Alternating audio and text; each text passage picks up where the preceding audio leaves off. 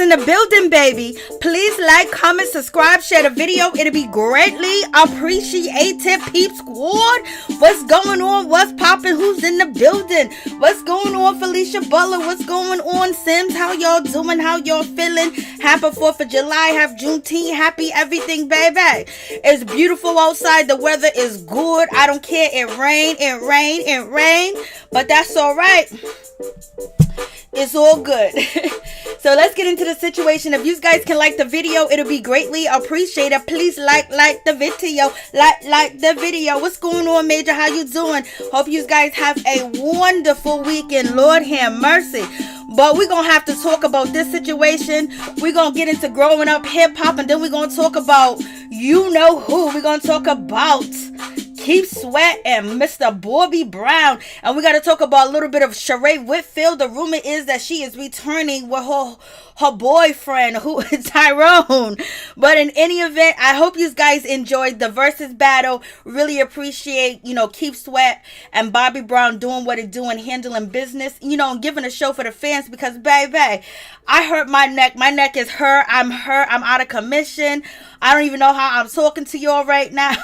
But last night I was doing too much when it came to Keith Sweat and Bobby Brown battle. I was out here doing way too much.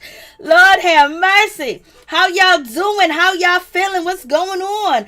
Thank you guys so much for coming through. Hey, what's up, LSW? How you doing? Like, what's good with you? Let's get into it. So, let's talk about the situation. My neck is all fucked up, Lord. Help me, Jesus, Lord. I need a healing right now. I need a miracle. So let's just get into the situation. Let's talk about growing up hip hop. Lord have mercy. Lord, thank God for, Savannah. Savannah and Creed, they came through and did what they did. They made the episode interesting. They made the show interesting. I don't know what's going on with the OGs on the show. They running, they hiding. We ain't got Angela. Angela's MIA since her relationship. Angela, you need to come back and face the music, girl. Stop running. It's all good. We all break up to make up or just break up to break up. Hey, he wasn't for you. Come back to the show. We haven't seen you. You've been hiding. This is your production, girl. Like, what is going on? And also, I was like, Savannah come through. Savannah was out here reading and checking at the same goddamn time. She done checked Eric, put him in his place. You know what I mean? And she let them know that she ain't the one to play with. And she got a question that she want to respond to something. Savannah's definitely going to respond to the situation. And when we get to, Miss Creed, we was thankful that she wasn't talking about her father. Thank God she let Luke alone. And basically, she's there for the shits too as well. Creed is there for the shits. So it's like the newbies are coming through when the OGs are running, This is a reality TV show. You on here to tell your business. TT's running and hiding. She don't want nobody to speak on it. She don't want the cameras to get to it. She want to keep her secret. She want to keep it private. Girl, do you realize all the things that you did on this show? And you was in everybody's business. You had investigations going on. You had plots. You had the whole cast talking about Egypt and Sam and what Sam was doing at the salon. If he robbed Egypt, you went and got Bree. You went and got, the hairdresser Troy, whatever his name is. And you was doing all types of investigation when it came to Egypt. Now people just want to ask you questions and want to get some real answers from you and your fiance. And you running and you hiding and you don't want to talk about the situation. Damn, I wonder if she feels like Egypt used to feel. That's the question. But in any event, let's get down to the situation. Lord have mercy. They started off, growing up hip hop really started off with a bang, but now it's really dry. It's dry. It is dry. It is really dry out here on this show. The show is getting dry. It's getting dry. We don't even got Pep. Pep is MIA. It's like, what's going on? What's happening? But in any event, we got Sam. He's out here with all types of hustle. He's selling Egypt cats, or whatever the case may be. They ain't got no skin. And then when it comes to, Lil Eazy-E, he's sitting there saying like, Lord have mercy. He's like, baby, That looks like a little rat to me. I was like, Lord. And Sam was like, everybody's scared of these cats. Yes, I would be scared of the cat. Oh my God, that looks like a chicken. That looks like a hen. I don't know. Well, if you got allergies and things of that nature, and you don't want to, worry about grooming your animal when it comes to hair, these cats are it, and they're $7,000 a piece. I'm like, Lord, they $7,000 a piece. I was like, Lord have mercy. What is going on with this situation? Like, Lord. So he trying to sell cats. And you got Lil Easy-E basically saying, now he said, you went from OnlyFans to selling felines. I was like, Lord have mercy. Lil Easy got his little situation into the jump street. And basically, he brings up the situation about what's going on with Savannah. Because basically, the rumor that got back to him, he'd been trying to talk about the rumor. He's been trying to confront TT about the rumor and things of that nature. So it was like, it is what it is. So in any event, he's like, yo, we hearing this rumor that, Sean is cheating on TT Blasing the third, and it came from you. Then Egypt basically says, yes, the rumor did come from me, but she told Savannah. Savannah's not the one that tried to start the rumor. If Egypt would have told that rumor to anybody else, it would have got around the cast, because that's what they do. That's why they got bone carriers on reality TV shows and things of that nature. So in any event, when it boils down to the situation, Egypt knows she told, Savannah that rumor on purpose so we can get back to TT, so everybody can gossip about the situation, talk about the situation, they can have something going on. Her and Sam did it to hurt TT because they felt hurt by TT, and basically she's trying to say, I didn't know it was going to spread. Yes, girl, you did know it was going to spread, and that's why you did it, because it was done to you. But just keep it real, just keep it 100, just tell the truth, the truth is in the building. So you got that situation going on. So I'm like, Lord have mercy. It is really getting into the situation. And basically, Lil Easy is feeling a certain type of way about the situation, because basically he's saying, Egypt, in his head, in his confessionals, that you told Savannah that rumor, and you knew that she's young, and she's about money, she's about this, and she's immature, blasé the third. You knew that it was going to get around, it was going to spread. Of course it was. It's a reality TV show. You got to have some type of drama, and the only drama that's been going on has been between TT, Sam, and Egypt and Pep. You know what I mean? And then the altercation here and there, with Sam and the rest of the people when it comes to JoJo and Twist. But in any event, Lil Easy wanted to make sure that, Sam, he comes through for, the situation, as they're going to have a showcase, and he wants to make sure that Egypt is there too as well. Sam is feeling a certain type of way because he's not invited, but like Tretch is going to say, you're letting your ego get in the way of business, baby, and that's a rookie mistake always in the business. So I was just like, Lord have mercy. So it is what it is with that situation. And so, he's gonna have a conversation with JoJo. Like, Sam, you need to have that conversation. Sit down with JoJo, because Sam, you was talking shit about JoJo, and JoJo said that he was going to pick Twist's side because he grew up with Twist. Twist is his little brother's best friend. So therefore, you got upset. You jumped on Instagram. You started talking all types of reckless about JoJo getting beat up, JoJo this, JoJo that, and you was gonna hurt him. So you was wrong in the situation too as well. JoJo was wrong when he came to Pep's party and want to talk about it, and he was all hyped up like he was a teenager. You know what I mean? But in any event, so we're going to see what's going to happen with that situation. Are they going to ever come to a common ground? If they going to ever stop beefing, that's what we need to hear.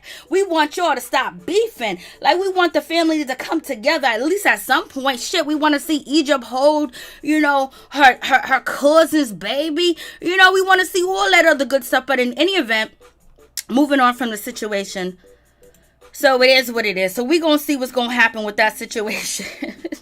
I was like, he said he went from fans only to selling felines. That was a straight diss all the way together. It was a straight diss. I was like, Lord have mercy, we dissing, we reading. That's what we getting into. And, just tell the truth, Egypt. You did it to hurt your cousin because she hurt you. Point blank, period. Just be real. Just be 100.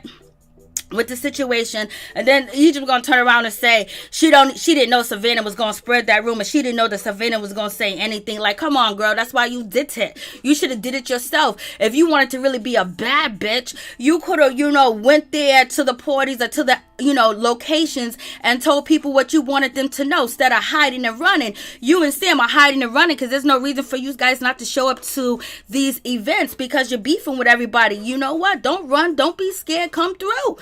Sam already gave a ultimatum to the whole cast, to the male cast members that if you want to get this, you can get this. We can go round for round, toe to toe. We can box in this situation. So, if you bout it like that, Sam, then show up to the events. You know what I mean? Show up. And I don't know what's going on with Little Twist, because Little Twist is kind of still MIA too in the situation. It's like, what's happening with Twist? Twist is supposed to be like the new starring guy in the situation, and we don't even see Twist that much. He's getting little cameos here and there, and that's about it. Maybe we'll see him later on in the season. But in any event, Sam has challenged all the castmates for a one-on-one. Lord have mercy. Lord have mercy. What's going on? Please like the video. Please like the video. It'll be greatly appreciated. What's up, Linnell? What's going on? How you doing? Who money he spent the cat on? Oh, so basically he said that the person that sells the cats and the animals is his friend and gives him a hookup. So once he sells the cat, they split the profit. So that's what happened because, Lil Easy was like, so you don't spend 14 grand on this shit?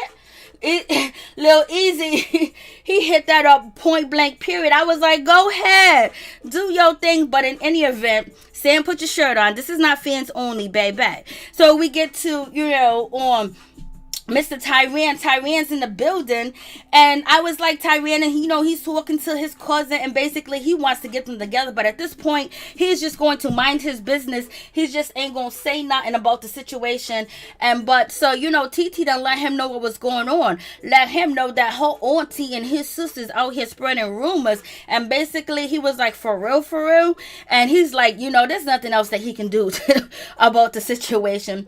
Also, let's not forget that Egypt and let me not forget, Sam and Egypt, they had to throw it in there again that TeeTee stole their wedding idea. But right now, there might be a situation with TeeTee getting married in Jamaica, but eventually, of course, she's going to get married in Jamaica. But they're still basically saying that she stole their idea and it was being low down and dirty. I was like, Lord have mercy. So in any event, it is what it is. We're going to see. I just hope one day TeeTee and Egypt, can basically get back together because, it's not even that big of a deal.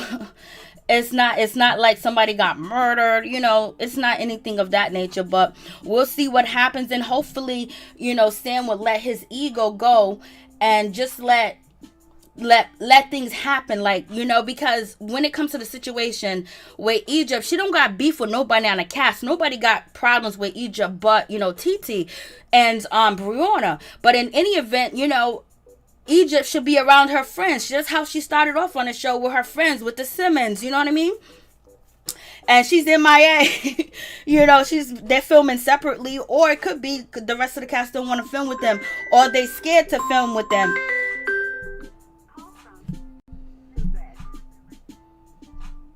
Hey, you guys, hold on for a second. What's going on? If you can hold, because I'm still doing the review on the show. Okay. If you want to hold, or you can call back because yes, I will. Okay, thank you. So, you gotta turn that down in the background, baby girl. We can hear it in the background. So, in any event, so we have Mr. So in any event, so we have the situation going on with the brother. So Tyran, basically, he is trying to stay out the situation. He's trying to stay away from what's going on. He's trying to mind his business, baby. And, TeeTee, she's upset. She's hurt. She's mad. She's everything, all the above, too, as well. But it is what it is. You put out energy, you get that energy back. So in any event, we got to Bree's situation, her party. Creed, when she came through to Brianna's party, she said, it's dirty back here. I was like, Creed, why are you dissing, this event? This event looks nice. The tables look nice. Creed even dissed, what TeeTee had going on, her outfit, and, everything of that nature. Basically saying the outfit don't fit, the outfit's loose. Everybody's saying that TeeTee, it's a pretty black and white outfit. But basically, Creed is saying the outfit don't fit. It don't, it's too big. It needs to be tailored. I was like, Lord, we got Brianna with her booty shorts on and her boots. She got her sweat on. She's making drinks. She's doing what it do. I was like, what is going on? Lord have mercy. So we get down to Tretch. Tretch is feeling a certain type of way. He wants to talk to his daughter and his son-in-law, because basically he's hearing the rumors on the street. He's hearing what's going on. He's hearing what's happening. He's hearing everything, and he does not like it one bit that his son-in-law is beefing with JoJo, because JoJo for the Reverend Ron that married him and Pep. So basically, he's saying blood is thicker than water, and he wants his daughter to get it together, and he wants Sam to stay out and mind his business and let her get her money and let her work. You know what I mean? He's basically feeling a certain type of way that, boy, you are doing too much. You need to fall back. It's your ego. If people want to see, Egypt or whatever the case may be, you need to encourage her. You need to help her get through. You need to help her get to where she needs to be at, baby. And so basically he's feeling a certain type of way about the situation, and he is not happy. He is not thrilled. And Sam is finally kind of like paying attention. So it is what it is. We got Brianna Latrice. She is over here flirting with the cook, asking him, is he married? She's asking him what's good, what's popping with the situation, and he could see he seemed very uninterested while he's on camera. You know how that situation goes. On camera, they act like they don't want to be with you, but they really do.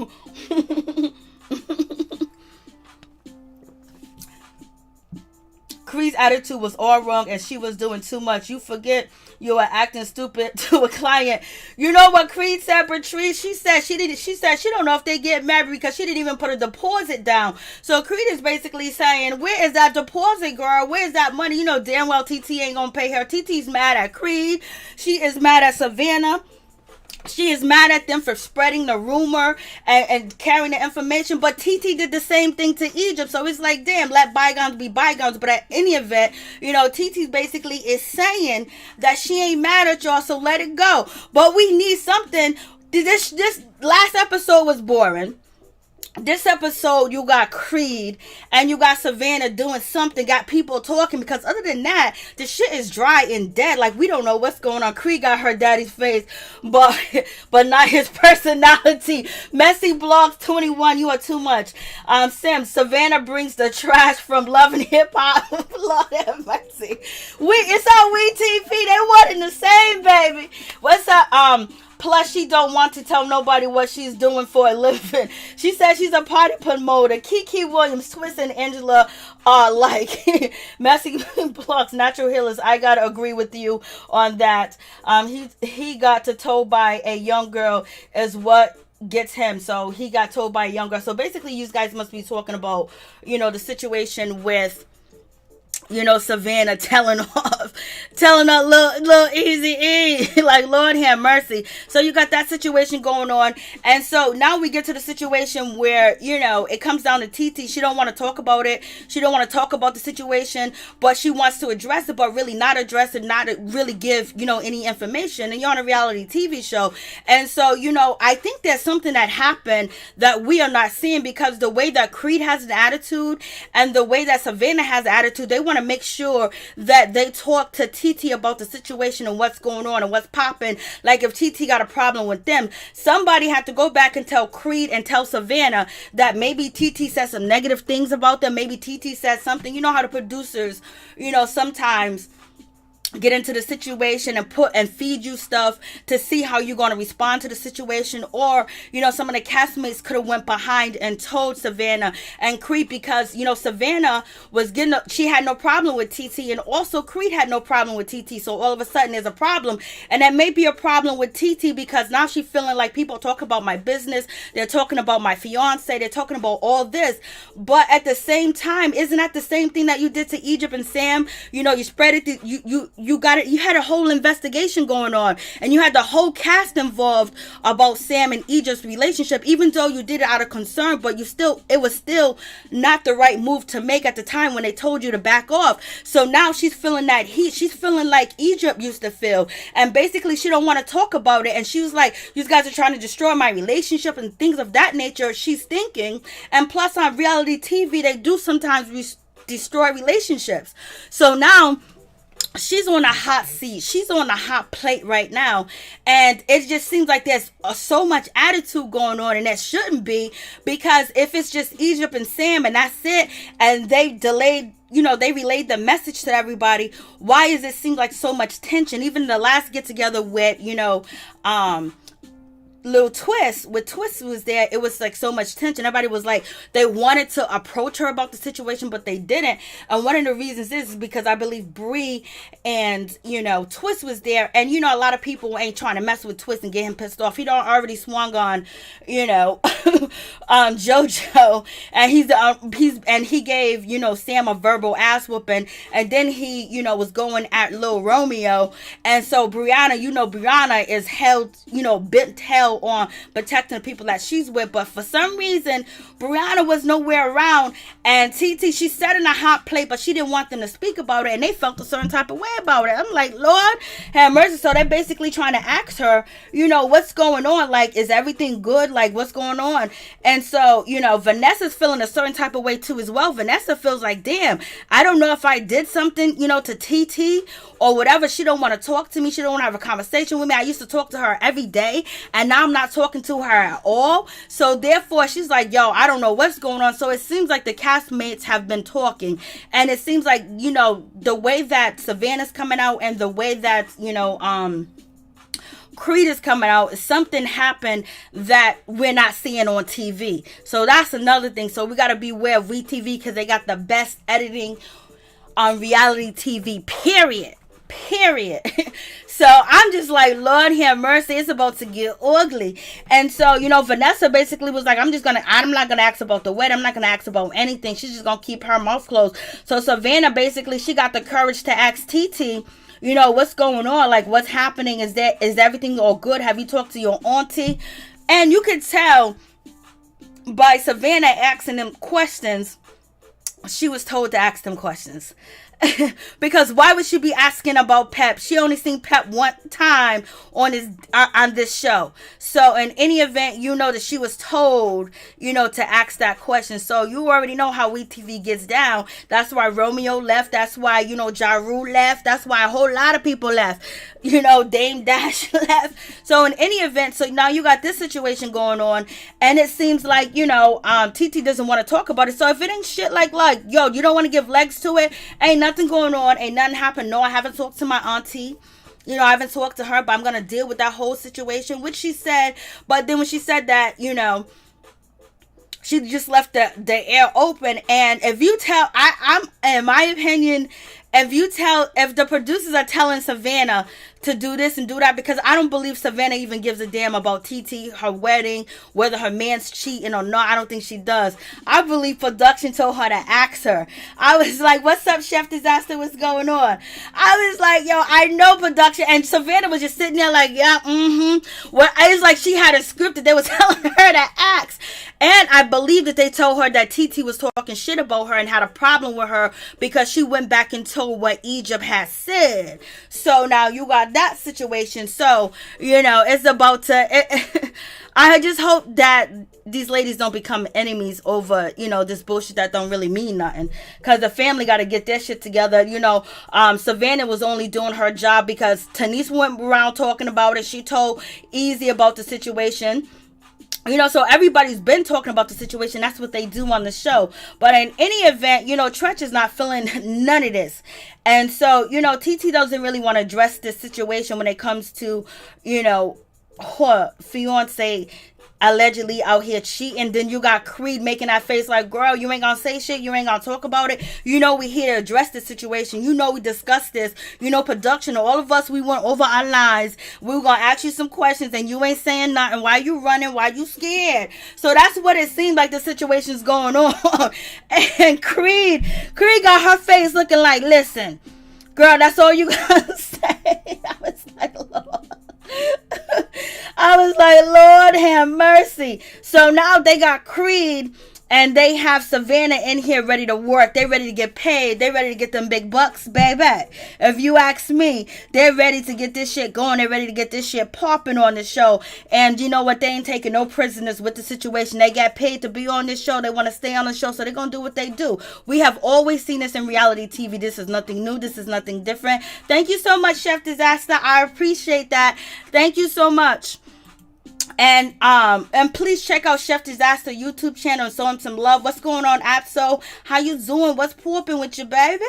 And so we got the situation. Sam is acting like he's scared of Tretch, you know, blasting the third. So Tretch is basically saying, I need you to go sit down with JoJo, have a conversation, and let it work out and let it be. And also, I'm gonna need you to let Egypt do what she needs to do. You need to fall back. You need to take your ego back, because some people may not want to work with you, Sam, and they might not want to work with Egypt. You know, they want to work with you guys individually and not have the other one, you know, yapping on their record. So you're gonna have to recognize and get that money. It's all about the bag and taking care of business, and this is a rookie mistake that you doing, and you causing beef, and you need to be squashing the beef, really. So basically, he's feeling a certain type of way with Sam. He don't want to hurt his feelings, because we already know Sam is socially awkward. He got issues, he got problems, and Tretch doesn't want to come off on him like that, you know what I mean, because the way he appreciates the way that he treats his daughter and Blasing the Third.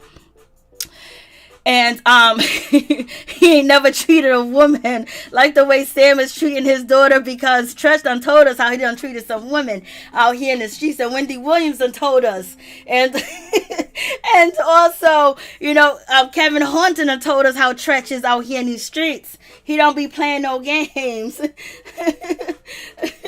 What's up, Supreme Queen? What's going on? So now we get to the situation. You know, Savannah's like, yo, it almost seems like they were telling Savannah and, you know, Creed that TeeTee was talking shit about them. Either it was the rest of the cast members or it was production, because they didn't have no attitude, you know, with TeeTee at all. You know what I mean? And basically they here for a job too as well. If they're told to ask a question, the questions were supposed to be asked last episode, but TeeTee definitely ran from all the questions, and she stayed away. She stayed hugged up next to Brianna. She stayed hugged up next to Twist, and then she shoot around a little bit and then she bounced. So basically is a second bite at the apple with the situation. And even though, you know, she doesn't want to be bothered with it, but she wants to film from the show too as well, but she don't want to dive deep. Then we get a little piece of Twist, and Twist is letting us know that he had his late night chef come through and take care of the dudes. If you guys want to eat, I don't know why he's not going to Brianna Latrice's situation. I think maybe he got something going on, but baby girl, he only has, what do you call it, you know, Papa John's and stuff from 7-Eleven. He ain't got no chef. So I actually thought that was funny. It would be nice if they would show him more, because he is quite funny in the situation. And then we have, you know, what's his name, Sean. He's coming through with the situation, and you know, the first off, JoJo's like, what you doing with your hand? Why are you waving? Why are you walking like that? And then we have, you know, Tyran. He's coming through. He's putting his hand in his pocket. His pocket was all out. You know, maybe he was digging in his pocket for gum. I don't know. But they're both coming around the corner. Tyran's in his pocket. He's trying to stick everything in his pocket and keep it in his pocket. I don't know what's going on with the situation. We got JoJo calling out Sean. Basically, why are you waving? This is not a pageant. So I don't know what's going on in this situation, but I was just like, okay, I'm reloaded, baby. Like, what is good with this situation, Tyran? What are you digging in your pocket for? Why is your pocket unhinged? Like somebody empty out your pocket. Like you're all discombobulated. Then you got Sean waving like it's a pageant. Like, what is going on? Then we got Brianna Latrice doing what she do. She greeted and hugged everybody, but she ignored the shit out of Boogie. And Boogie's not happy to see her drinking. She got a whole, a whole drink in her hand. Lord have mercy. And then she got the, a container of some fancy, liquor that she put together with brown sugar. And we got JoJo complimenting on the situation. And she totally ignores Boogie and pays him no mind. She said he's a child. He's a kid. He don't know what he's talking about. And he's nervous. He came anyway because Lil Eazy-E invited him, even though Brianna Latrice didn't want him there. But that was so good that Brianna didn't go off on him and cuss him out. It's like production took her ass and moved her away and let the rest of the cast do what they need to do. But ultimately, she was bringing everybody together to let them know that she kind of likes him. She was like, that she's trying to get along with the cast. And then you have Boogie. He's sitting here feeling a certain type of way. He goes, it's normal for her to ignore me, for her, to pay no attention to me, for her to just walk past me, for her to act like I don't even exist. So he's like, it's normal. So it's just like, damn, Boogie, you be feeling the situation. You be going through it with Brianna Latrice, baby. She done cussed you out. And she done walked you up and down the street. Hey, Mo, what's going on? What's going on, Darlene? What's good with you? So I was just like, Lord have mercy.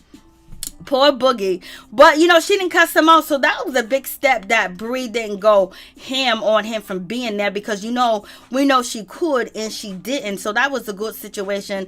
And then we have, on TT, basically they're making their announcement, talk about he wants to address the elephant in the room.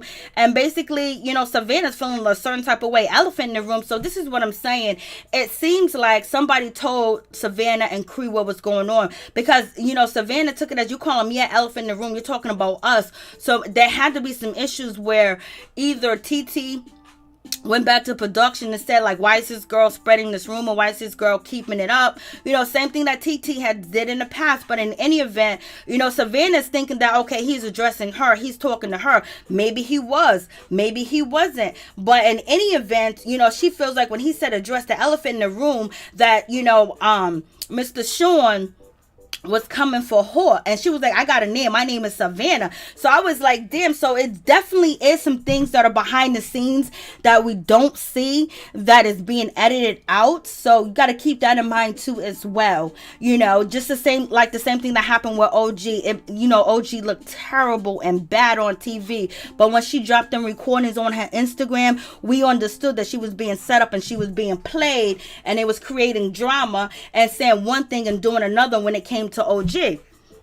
So, in any event, moving on from that situation, so Sean basically, he says that he's going to address the elephant in the room. I know you guys heard that I was cheating. That's not something new to us. And then TT goes, don't give him too much information. So you can see that TT doesn't want to talk about the situation. If it's nothing and he never cheated, he never been with anybody else, he's like, he never cheated, he ain't going to cheat, we good. We're postponing our marriage, our wedding, because COVID, there's some things going on, we got to work on blah, and third. But she tells him, don't give them too much. And she was basic. And then also TT was saying, like, JoJo, don't say anything at the end of the episode. And it was like, yo, are you guys getting married in Jamaica? We're going to Jamaica. And TT was like, just don't give the cameras anything. So it seems like TT is kind of like in a battle with production, and she's in a battle with the crew too as well, where she doesn't want to give out information about what's going on, and that's her prerogative. But you're on a reality TV show,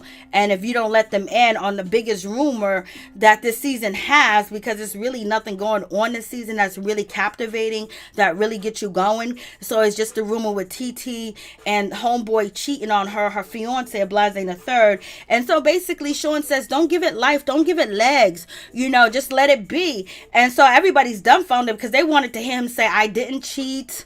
They wanted to hear him say that it's a lie, it's not true, and I love TT, I'm gonna get married, me and TT gonna get married, the wedding's still on, Creed, you in it, we ain't mad at none of y'all, everything is all good, you like, our foundation is solid, we straight, don't even worry about it. Sam and Egypt are mad because they're not invited to the wedding. And then number two, they're mad because they're excluded from the group. They don't feel comfortable to travel in these circles that we traveling. And so the cast members wanted more because we all know the show's boring. It just is what it is. Like, I ain't gonna even front. And so this is, Savannah, she's feeling a certain type of way. She was like, my name is Savannah, elephant in the room. If you got something to say it to me. So it's not that, she's picking a fight with them. You can just tell that something happened behind the scenes, something that we don't see, something was told, something was said behind the scenes. And both people could be victims of the situation, or, some real shit going on behind the scenes. So in any event, when it comes down to the situation, Mr. Sean just wanted to be dropped. And so Savannah was like, listen, we can address me. And then when it comes to, JoJo and Tanise, they're just like, basically, okay, whatever. Like, they all still feel dumbfounded that it wasn't answered, that it just seemed so staged to them. And then you have Lil Eazy-E, he's basically saying with the situation that, he feels like Sean cheated. So we got that situation. And then, this situation is just like going on. And so Eric basically, he feels like something's going on, but he still wants to be in the mix of the situation, because now it seems like Eric is carrying the bone. He's been kind of carrying the bone, but it hasn't been like this, because he, talked to TeeTee, he done talked to everybody else, because he can move around in the circle comfortably without any problems at all. So you got that situation going on. And so, now when it comes down to Savannah, she wants to have a conversation with TeeTee, and she just wants to ask TeeTee, is everything good with her? Like, did she say anything? What was said about her? What does she do? If there a problem, if there an issue, because she wants to know what's going on. Because obviously somebody been saying something to her. TeeTee didn't tell her. Somebody behind the scenes told her something was going on. So in any event, she wants to know what's up. And then Erika was like, what? She said, my name ain't Bennett. My name is Savannah. My name ain't Bennett, and I ain't in it. Only thing I heard the T with my ears, and that's it, and I repeated it. And basically Erika's like, what you talking about? We don't know if that's true. And I was like, Eric, how can you not know that's true? You sat down there and you had a conversation with Sam in Egypt, and Egypt told you out of her own mouth that she ended up telling Savannah the rumor that Sean was cheating. So they started from Egypt and Sam. They told Savannah, and you said yourself that Savannah is young, naive, and the way that she thinks about being materialistic and things of that nature, she knew what she was doing when she told Savannah. That wasn't a good person to tell that rumor to. But you all know that Egypt was ready to mess with TeeTee, her and Sam. And even if, Egypt didn't want to mess with TeeTee, Sam wanted to mess with TeeTee. You know what I mean? So now you got that situation, because he wants revenge. What did they say? Revenge is the sweetest joy next to getting, revenge. People love revenge out here in these streets, baby. So in any event, so now he is cussing. So, now he is upset about the situation. She was like, yo, just hold on, because she's trying to have a conversation with TeeTee. She's trying to talk to TeeTee like, yo, TeeTee, did I do anything? Let's address the rumor. Let's address anything. So when it comes to Savannah, she's trying to clear the air with TeeTee to make sure that, hey, listen, did you say something about me? Do you think I did something wrong? Is there a problem? Like, let's just get to the situation, because that wasn't cleared up when, TeeTee addressed, the audience with her fiance. And so, Lil Eazy-E, he's pissed off about the situation, because Savannah was like, be quiet, man. I'm trying to talk to her. Why you interrupting? Why you jumping in the situation? And he was like, and I guess she said, shut up. You need to be quiet. I'm trying to talk to TeeTee. And then that's when Eric's wife, she got into the situation, and she kept telling her husband to calm down. Like, yo, this ain't your fight. Like, she was trying to tell him to be quiet. She ain't trying to disrespect you. She's trying to have a conversation with TeeTee. Why you jumping in while she's trying to have a conversation with TeeTee? It's two ladies talking. You don't need a man to jump in. And plus, she's a child compared to you. And then also, I think, the wife, I'm glad the wife didn't jump in the situation and try to get at, Savannah. But I think the wife knows, Eric's wife knows, you guys already know that Eric has a crush on TeeTee. He likes TeeTee. He wanted to get with TeeTee. If he could have married TeeTee, he would have married TeeTee. He likes TeeTee. And, physically, that was a couple of seasons ago. Maybe now he sees her as a sister and he wants to protect her. But at the same time, you know what's up, you want a TV show.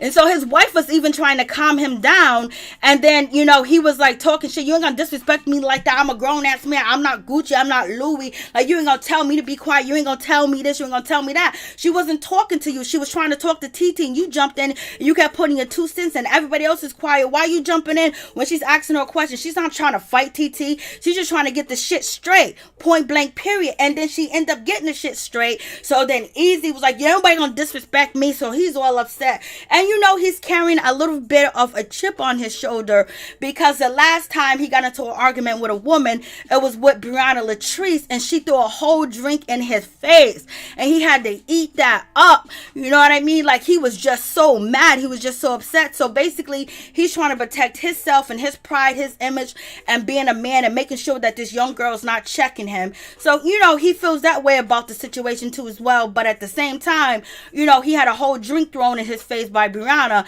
And so, you know, that was kind of embarrassing. So he's trying to make sure, you know, he don't get embarrassed at all. And plus, he got to play his role too on the show. Because why is he jumping in the conversation? There was no need for him to jump into the conversation. TeeTee's a grown woman. She's a mother. She's a fiance. She can answer or talk to Savannah if she, you know, in any event. So basically, after all that goes on, and so he's mad, and then Savannah jumps on the phone, and she's like, I'm gonna call my daddy. I thought you said your daddy wasn't shit. I thought you said your daddy ain't this, your daddy ain't that. You said Stevie J should never ever put Father's Day and his name in a sentence because he should be arrested. But as soon as you get into an argument, you ain't call nobody else but your daddy, baby. So just catch them teas. So in any event, well, like, who else is she gonna call? He got her on the show, you know what I mean? So she gonna call her daddy, she ain't gonna call her brother. So Easy over there smoking, you know, Lil Easy's wife is trying to tell him to come down. She wasn't trying to come at you like that. Like, yo, you're taking it way too serious. She was talking to TeeTee, and you kept interrupting. When you know the tea, it's not that Lil Easy E don't know the tea. Freaking Egypt told him, she told her, and now it went like telephone man. Like shit. But he is pissed at, you know, Savannah, because Savannah was like, she wants a man with money. A man gotta have money. A man gotta have this. A man gotta have that. She want to date somebody with 8 figures. So that really turned him off, and that turned a lot of us off. You know, her talking about what type of man she wanted, not really understanding. You want to know his brain, his mind, his insight, his intentions, not about money, because money come and go. You can build love and blah and a third and build a foundation. But in any event, with the situation, you know, he don't like her attitude, and he checked her. He don't like her because basically she went in there and she went to his dispensary and she brought mad trees. She brought a whole, I bet you her bill was like $1,500. All the trees that she brought, it had to be like $1,500.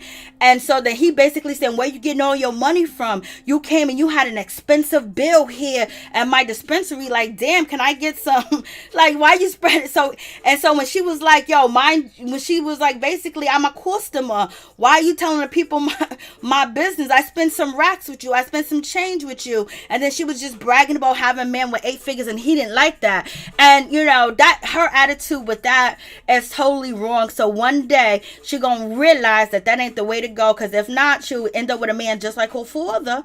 So in any event, so now TeeTee is about to address the situation, and she looked at Creed, and so, you know, TeeTee's about to address the situation, because now after all that shit went on, Savannah still was like, yo, is there a problem? Like, what's up? And then you have Creed looking at, you know, TeeTee like that, and TeeTee was like, Lord, TeeTee was like, you know, is there a problem? Like, you know, you know, why you fix your face like that? Are you looking at me a certain type of way? And so then that's when, you know, Creed was like, oh God, I don't know what her problem is. Maybe her suit's too loose. Maybe her suit is not tailor-made. I don't know what it is, but she didn't give me a deposit anyway, so I don't know if the wedding is still on or no. But she got an attitude, and the way that it's going down, I'm telling you, production and everybody put shit in their ears, because lately the episodes has been flopping. You know, Brianna, you know, episode with Boogie, that shit was funny as hell. I laughed my ass off. but now it's like they are grasping for straws to make the shit relevant. Angela's relationship didn't work out, so TeeTee was like, no, I don't got a problem with any of y'all. You know what I mean? The problem comes from, you know, as Sam in Egypt, and, you know, my auntie, I'm gonna have to deal with that. So then it was squashed. It was no problem. And then we have JoJo basically saying, are you gonna get married? Are you guys getting married in Jamaica? So, and then TeeTee was like, yo, listen, if y'all can be quiet about the situation, because I don't want the cameras to get it. So basically, that is the situation that happened. So we're going to see, because TeeTee going to get her mama in this situation, and it's going to, and Pep, you know, Pep is scared of her sister. So Pep is going to either come to a realization and they're going to get this shit right, or it's going to be bad. Okay, so please tell me your name and where you're calling from. Hello? Yes, hi. Please tell me your name and where you're calling from. Hi, my name is Suzette. I'm calling from Palm Beach. Hey, Suzette from Palm Beach. So what are your thoughts on the show? Okay, I was thinking about Sam and Egypt. I'm from Jamaica. Mm-hmm. Jamaica is an island where everybody who loves Jamaica come to get married. Facts. Sam and Egypt want to get married in Jamaica. Jamaica is not a small island. They can get married the same time TeeTee is getting married too, the same day. You understand? So I don't know why is the big thing, oh, the TeeTee steal their idea. TeeTee mother is still living in Jamaica. Facts. His husband work in Jamaica. It's Facts. only natural that their wedding would be in Jamaica, where a lot of our relatives is still living. So I don't know why Egypt is so hung upon, oh, see, TeeTee steal our wedding plan. I told her about it. Your guys are Jamaican. It's only natural when a Jamaican is having their wedding, they all always go back to Jamaica to have it. It's only natural. So I don't know why TeeTee, Egypt is so hung upon that she and Sam. I don't understand it any at all. I don't know why JoJo think that it's his business. So why are we not going to Jamaica? That's not your business. That's your wedding.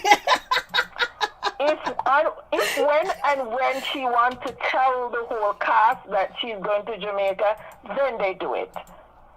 But I think the Savannah, I don't know. She's taking things way out of proportion too. I don't like her on the show.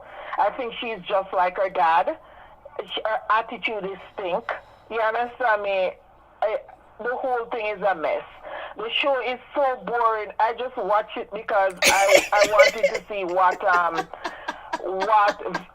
Vanessa and TeeTee was going to talk about, but I guess they didn't finish talk about anything. Nope, they didn't. And I want to see what the TeeTee boyfriend was going to say about the whole situation. Me too.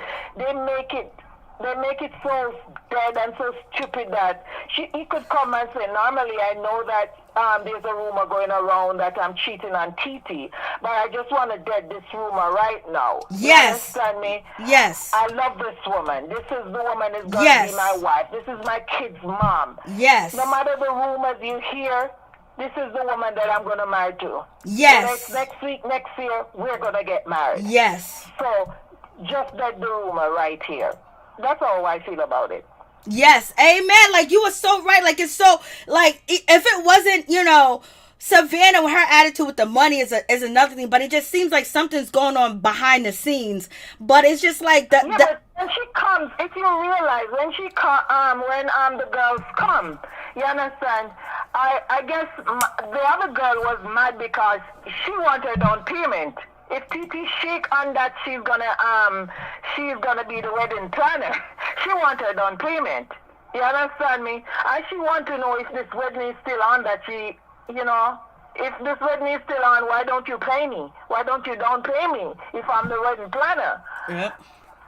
But see, the thing in and they started asking TeeTee question, and TeeTee said, "I'm not talking about it. I'm not talking about it."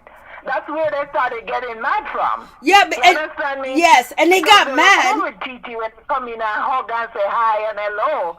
But when they start asking the question and TeeTee don't want to talk about it, they think that TeeTee shouldn't not say she don't want to talk about it. She's supposed to talk about it, adjust the situation. I think to me, that's how I think about it. You understand me? And the fact that she didn't want to give legs to it anymore, she was waiting on Sean to come and do nonsense that Sean did, because I don't think Sean did the situation. I don't think he did the rumor. You understand me? Because I am a man and I step into the room and I heard that I said, the fact that he's going to say there's an elephant in the room. Oh, I'm the one who started the rumor. I'm the one who started the rumor. Yes, Savannah. I'm the one who tell everybody. I'm the elephant in the room. Just me. So Savannah, you understand? But he doesn't know anything. He just said, okay, I heard there's a rumor. But the fact that he said an elephant, that's what pissed Savannah off.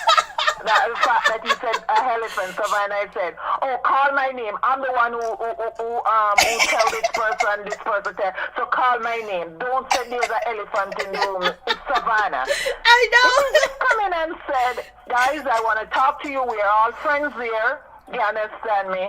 I heard there's a rumor going around that I'm cheating on my, right? You understand? I just want to dead this rumor right here. Nothing goes like that. This woman is the woman I'm going to marry to. She's my child's mother. I love her to death. And we're going to get married. Whether it's today, tomorrow, or next year, we're going to get married. Amen. Thank you very much. I love you guys.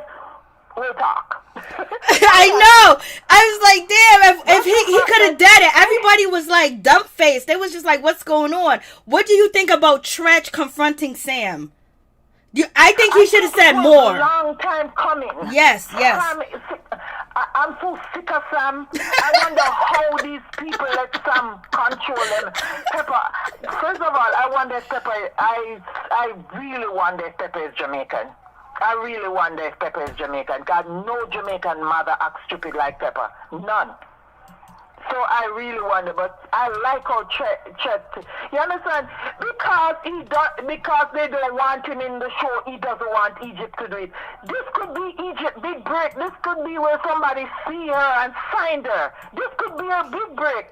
And the fact that he's not in the show, he doesn't want Egypt to be in the show. That doesn't even make sense. I like how Chet said, put your ego aside and let Egypt do her thing. Yes. You understand? Put your ego aside, because Chet don't want the animosity.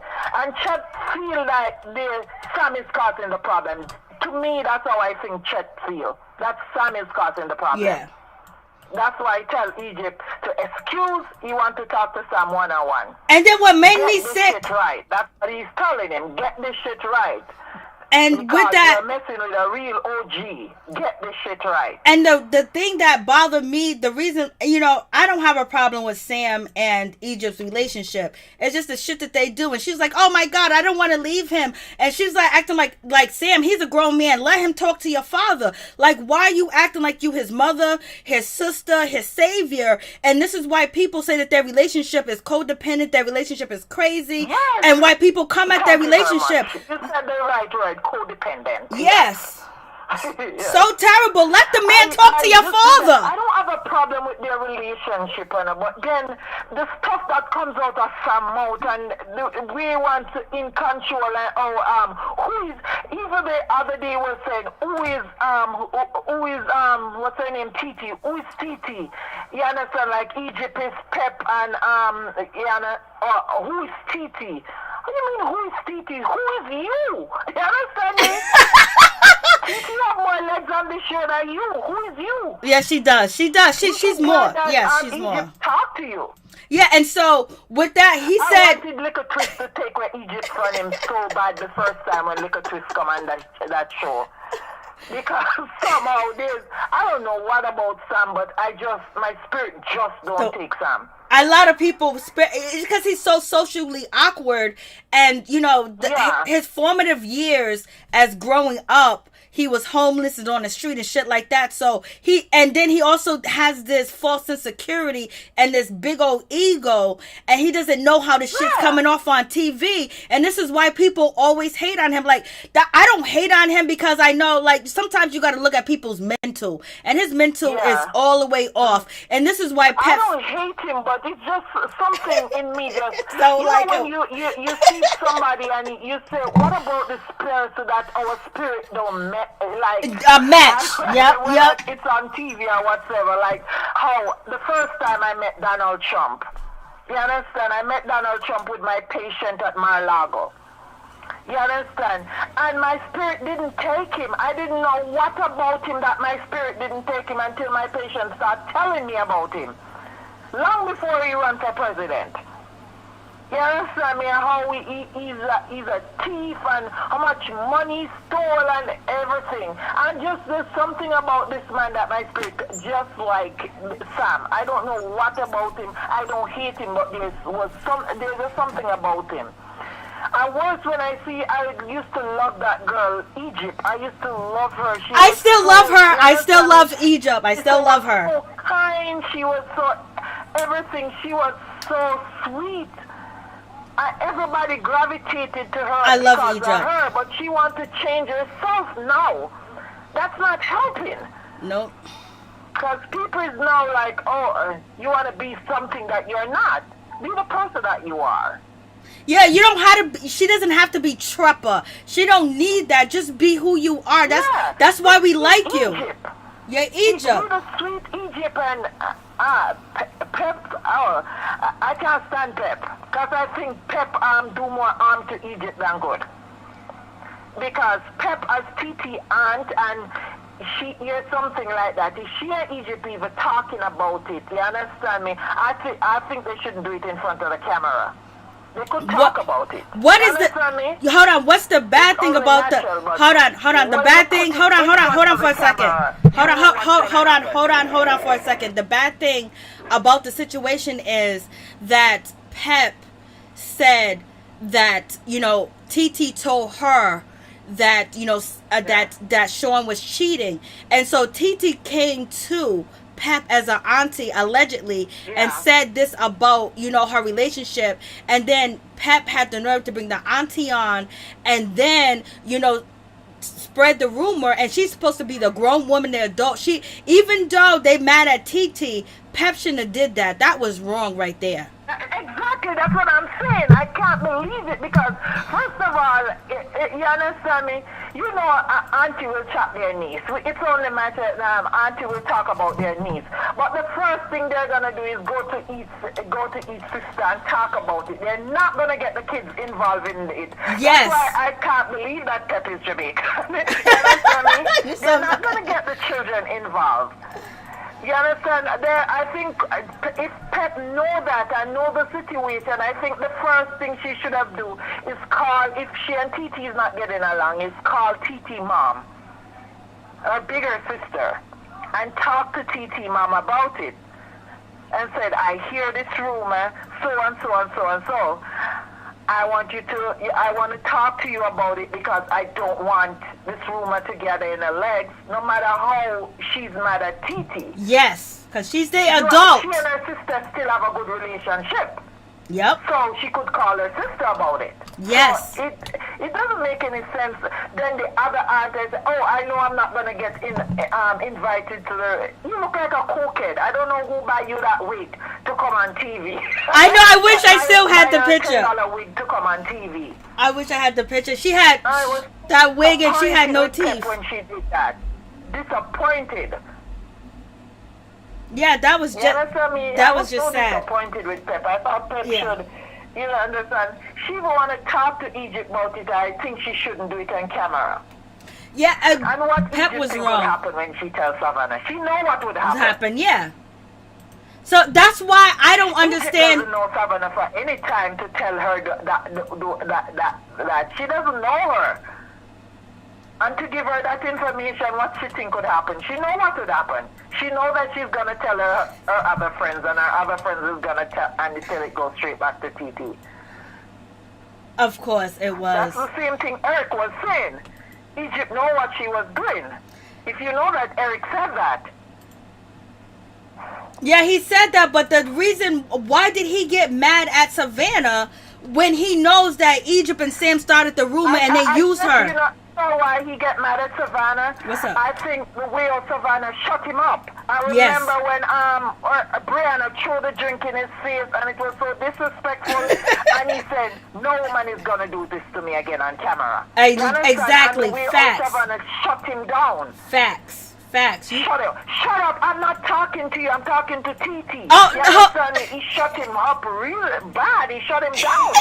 So when he started getting mad, first of all, when I understand in a way what Eric was trying to say.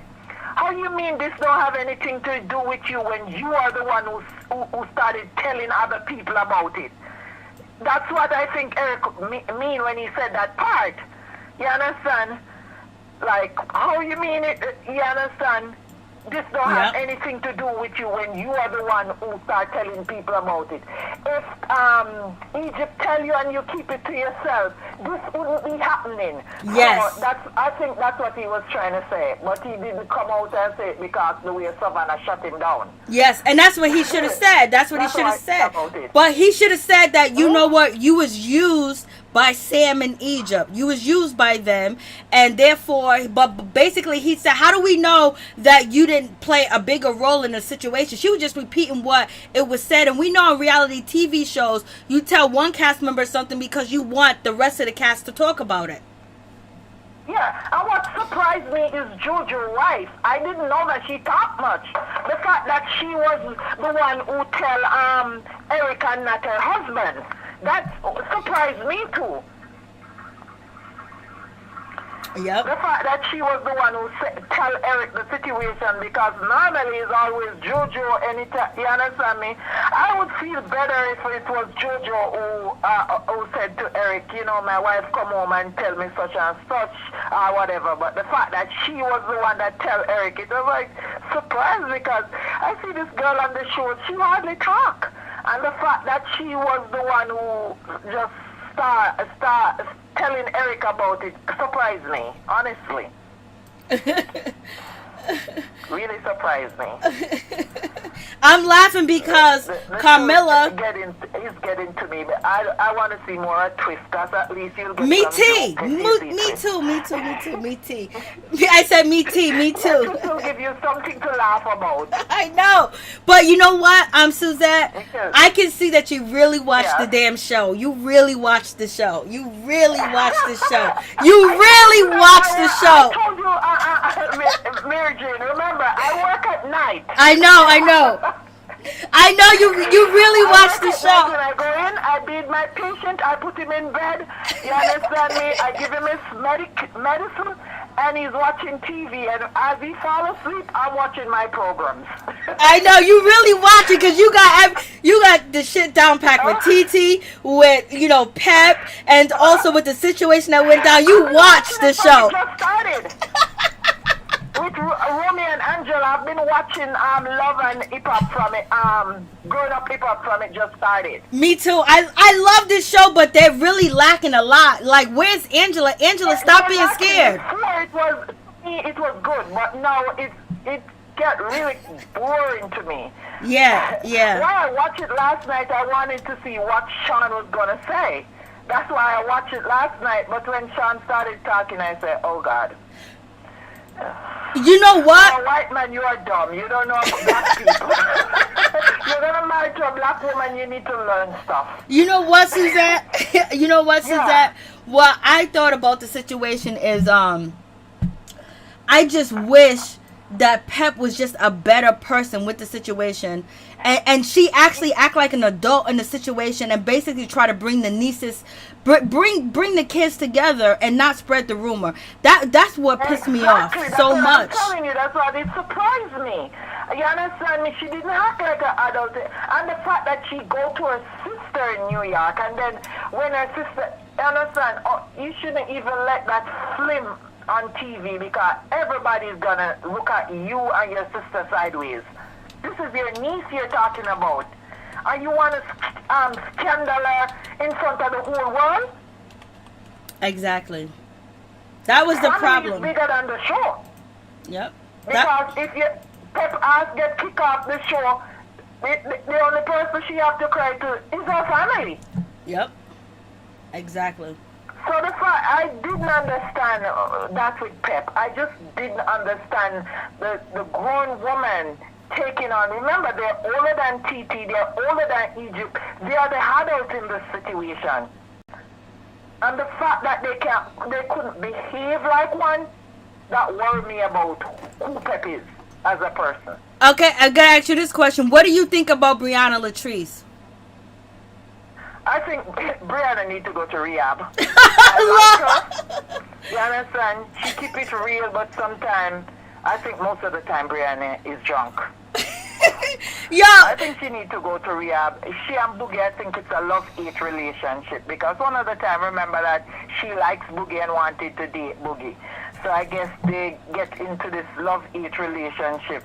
Probably Boogie want to date her too, but she's always drunk and always wilding out. Hold on, Suzette, did you hear what Boogie said? Boogie said he was like, you know what? She didn't. I said, listen. 1 second. That Boogie, when Boogie was there, he arrived to the party because he wasn't invited, and he said, you know, Brianna Latrice did not greet him, and basically she said that, you know, she wanted to bring everybody else together and show that she wants to have, you know, camaraderie with the cast, but she said she is who she is and she don't give a F. And then, and she said, y'all can kiss my ass. And then Boogie said to her, you know, Boogie said, like, you know, Brianna is a whole new person. He respects if she would gave this speech and she was sober when she gave the speech, because she don't. Yes, I heard when he said that, because it would be more believable. That's what he said. Because people would like respect her more when you understand. But you're gonna give the speech when you're drunk.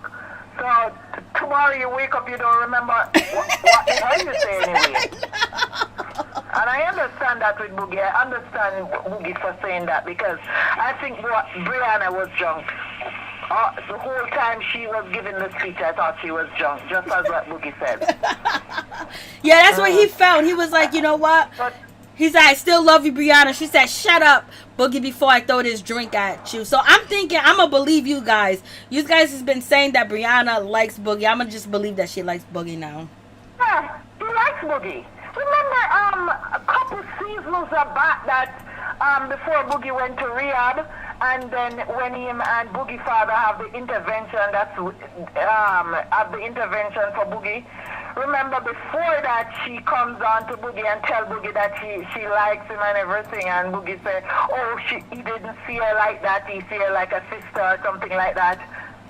Yep, I remember that. Brianna likes Boogie. But then she said... And if you notice, I think Boogie likes Brianna too.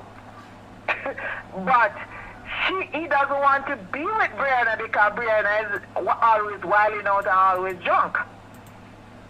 Yep, exactly. I think so. I think they like each other. That's how I feel. But I think Brianna really likes Boogie, but when she gets frustrated that Boogie is not paying her the attention that she thinks he's supposed to do. You're right about. Yes. I think I'm gonna keep on watching the show. Thank you so much. Oh, I thought you would do it because the last time you did it Thursday night, so I was on my phone looking for you last night. I know. What happened was I was watching Keith Sweat and Bobby Brown. I ended up hurting my neck, and I had to do all types of massages. Because last time, you remember, we talked until 4 o'clock in the morning. Yes. About 3 ladies of us talk. Yes. Yes, it was 4 o'clock in the morning. It was a 4-hour video. Yes, I remember. It was 4 hours. I was like, OMG. Yes. But I was gonna go live last night. For you. I said, oh, she's gonna come on about like 1 o'clock. So I was up. Oh, I'm so sorry. I messed up my neck. You come on. I said, oh, probably she's sick or probably she's on you were the right. phone or something. Or I was injured. Or something. I was injured. I hurt my neck so bad last night messing with Bobby Brown and Keith Sweat. I don't know what I did. I moved my neck a certain way, girl. My neck was hurting so bad. After I did when I see them come on this stage, I wanted to watch them, but I said, because I'm strolling through to find out if you were on. I actually started watching Top Chef.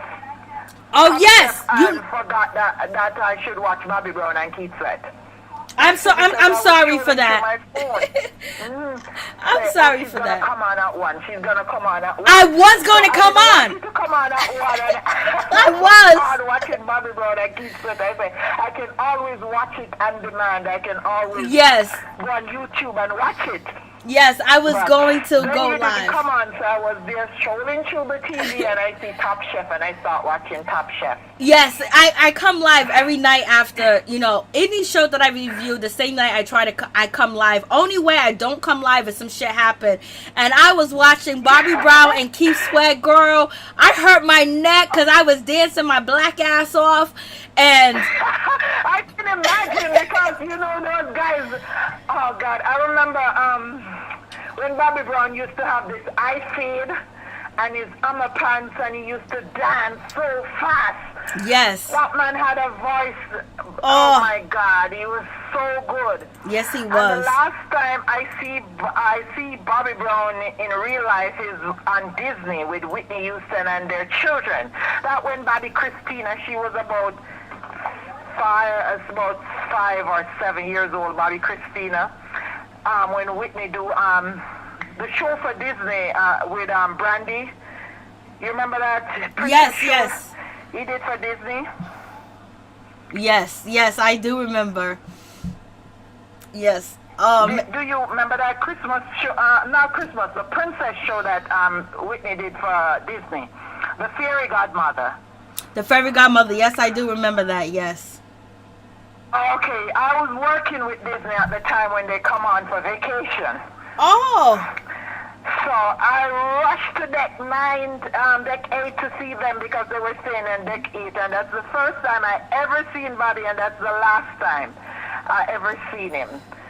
So that time he didn't look good because it seems like he was on drugs or something, but I used to love seeing when he was younger, dancing and singing. Yes. I think he was one of the best singers. I love me some Bobby Brown. But yes, girl, last night I was doing too much, and all of a sudden I messed my neck up. I was like, Lord have mercy, help me, Jesus. I couldn't even go live because I couldn't move. I was stuck. I was waiting for you to come live because I said, 1 o'clock she will go live. And I would have. I was up. She will go live. I was up. When I didn't hear you, I said, okay, probably she's out of town or she's on vacation or something. No, I was messed up. I was like, oh my God, what did I do? I don't even know what I did because I would tell everybody what I did so it won't happen to you, but I don't know. All of a sudden, I was just moving around, doing my thing, and I went downstairs. I was in the basement. I was talking to my people downstairs in the basement, my family. Then I came upstairs, and then, I was like, I was watching. I kept dancing, and all of a sudden, I went back downstairs, and I could not move my neck. I was moving around and doing what I do, and I was like, oh my God, like, what did I do? So I got my machine. I put it on my neck. I was like, I can't move around, so I was like, you know what? Yeah, you're my little inspiration when I'm at work. When I'm lonely, I can always tune into you to hear your thoughts. Yeah, because I'm up at night. I'm always calling you because I'm at work. And when I'm there by, patients sleeping, the place is all quiet and all of that, I can always tune into you to hear your thoughts about the shows and whatever is going on in pop culture, in the Real Housewives, with Porsha and Simon, whatever. I can always tune into you to hear your thoughts. Oh, you're so sweet. Thank you. I laugh about it. Sometimes when I hear you talking, I'm just dying. I'm laughing out of myself. I say, oh my God, that girl Mary G. It's too much. She's too much. Thank you so much. Yeah. Thank you so much. I appreciate you, Suzette. Yes, so I look forward to hear you come on and give your comment, TeeTee. I look forward to that. And that's why I was waiting on you last I was time. about to say thank you so much for waiting, because I wanted to get everything out, because I was going to do the Bobby Brown situation, and every time that I was talking, I was saying in my head, I hope she please stay on hold, and I'm so glad that you did. And Suzette, you know what, a blessing to you, being on the front lines, taking care of people, nursing people, helping people. A blessing. I love taking care of people, so that's what I do. Love taking care of people. Taking care of people who can't take care of themselves. And it's also a good insight to hear you talk about, you know, this show when it comes to Pep, when it comes to, you know, TeeTee, and also Egypt, because you're Jamaican and you know the culture. And so when you think about TeeTee's mother, is she more Jamaican than Pep? My big aunt, if something like that happened, and when she's gonna call my mother, and then she's gonna call the rest. And when she come down like the big dog. Everybody have to listen. So I know the situation. I think that's what's gonna happen with TeeTee mother and Pep. Oh yeah, she's coming. Oh, next episode. Ooh, it's gonna be crazy. Pardon me? Next episode, because Big Mama is coming down. TeeTee mama. Normally, right now, if I'm here and I'm gonna get married, no matter if my husband is from America, Trinidad, whatever, the marriage is gonna take place in Jamaica. Amen. You understand me? It's what I would say. It's regular for Jamaican to go back to Jamaica to get married. Okay, amen. Thank you. Anything new. Worse when your mom lived there, when you have family that still live there. It's cheaper to have your wedding in Jamaica. Thank you. Thank you so much for that. $1 US in Jamaica is $145. So it's cheaper to have your wedding in Jamaica, and you have the best of everything that you'd pay like millions of dollars for here. You pay half that price for it in Jamaica. So? See, that's why I'm saying, and like, it's a good thing to have your perspective on the situation too, as well as being Jamaican and understanding the culture and things of that nature. So that's cool too, as well, to have. It's just once when you have your family live there, you want to have your wedding there. You understand? You want to just for the beautiful backdrops. You just want to have it there. To have a destination wedding worth, it's your country, and you're coming back to your country to get married in front of your family, your friends. Yes. It's only natural. TeeTee's more Jamaican than Egypt. You know, so because TeeTee mother and her boyfriend work there, and most of her families are still living there. Yep. Even her father-daughter, she still lives there. That were at the wedding shop with them getting the dress and their clothes. So it's only natural they're going to say, come on, come back to Jamaica and have your wedding. Don't have your wedding here. You understand? All the family is here. They're going to say that. It's only natural. I appreciate you. Thank you so much, Suzette. We will meet again late night. Yes, sweetheart.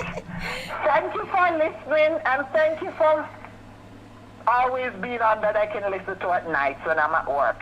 Thank you so much, Suzette, for listening, and thank you for calling in. And you have a blessed weekend, and thank you for being on the front lines and taking care of the ones that need to be taken care of. And you have a happy 4th of July. Same to you, sweetheart. Thank you. Okay, bye-bye. Oh, she's so sweet. That's Suzette. Yeah, it was me, Felicia Butler, and Suzette. We was on this thing for 4 hours, Lord. We was going in. Thank you so much, Mo. Hey, Monique here. What's going on, Major? Miss Felicia, she's calling Auntie Wig. I know. Latoya Woods, what is a skip? Okay, your comment. I don't know where your comment just went. Latoya was, trust me, Boogie and Brianna had slept together. Okay, I read that one. I was like, Lord, that could be it. Lord, have mercy. I don't even know what's going on. So what did you guys think about the Keep Sweat? If you guys want to continue to call in, you continue want to talk about growing up hip hop, that is fine with me. What's up, Miss Kimmy Love? What's up, Brandy Shepherd? Brandy Shepherd's in the building. Thank you so much for coming through, Brandy Shepherd.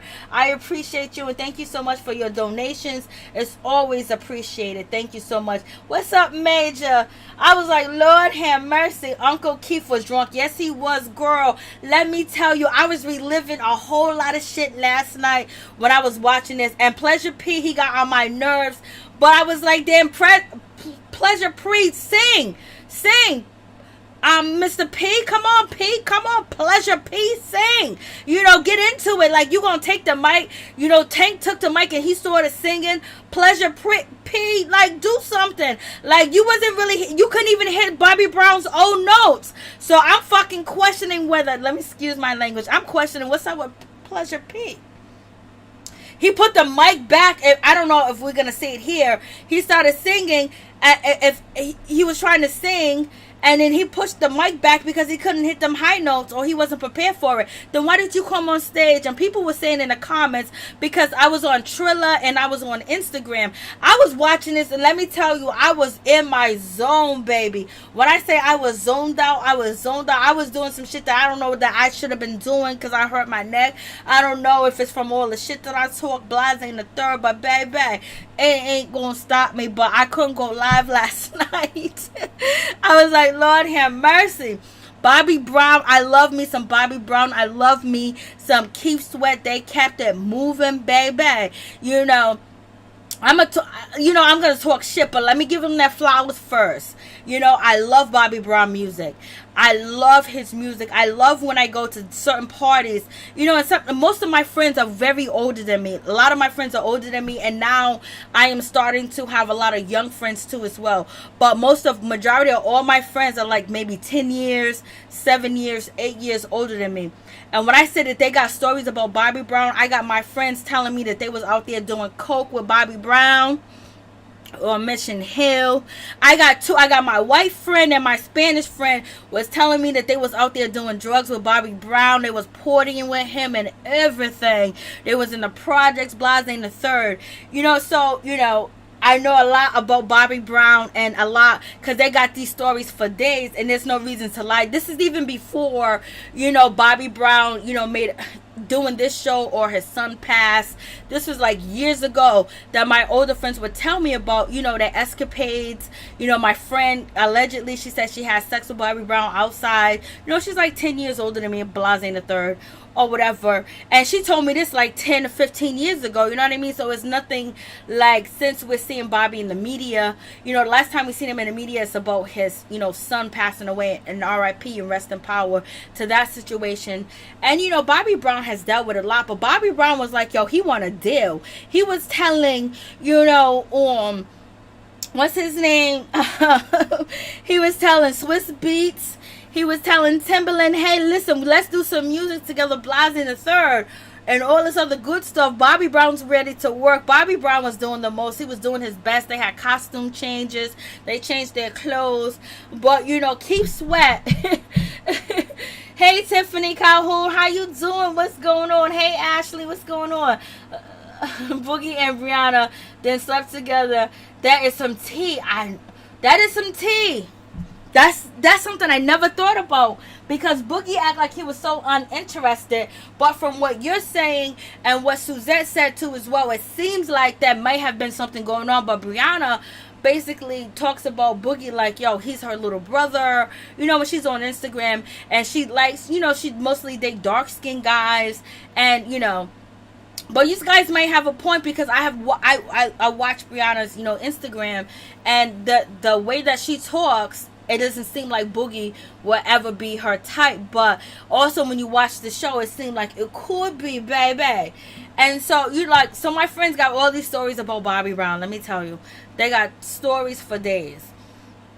I have more video, because I did watch the whole thing and I record all the versus battles, just because I want to have it. You know, I gotta, you know, buy some storage or whatever, and just have it, just have it, just in case they delete it or whatever. But yes, it was a crazy situation. what was going on with Bobby Brown and Mr. Keith Sweat. Lord have mercy. So who do you guys think won? Who do you guys think won? I'm trying to smash, and you wouldn't go for it. Yes, I remember that, but I don't know if she did it for TV, because they be lying so much for these cameras. Because I have Bree basically on camera saying that she lied about being a lesbian and even being involved in a woman, and basically said she did it for TV. The same thing with Sam, said he did it for TV, he did it for the producers. So there'd be a whole lot lying going on, and all that information I have uploaded it to my channel. It's growing up hip hop drama, all the shit. Uncle Keith drunk. Yes, he was drunk. He was paranoid. But one thing I would say, I didn't, Keith Sweat let us know that him and, Bobby Brown really had only 24 hours to really prepare. It wasn't 48 hours. It wasn't 44 hours. I did hear about it, but I totally forgot about it. But I think they should have had their own DJs. The DJ that they did have, I forgot his name. I know he's on YouTube and he has a show on YouTube. I don't know if it's on the BET. I don't know if it's on the Fox, but he does have a show. But I think they should have had a better DJ. And the DJ, he got threatened by Keith Sweat. When does Keith Sweat talk about robbing somebody? Keith Sweat was talking about pulling up on a DJ like, you got all this jewelry on and shit. We're about to take it. And then Bobby Brown was like, you ain't gonna rob that man. Stop talking like that. That's some shit that Bobby Brown should have said.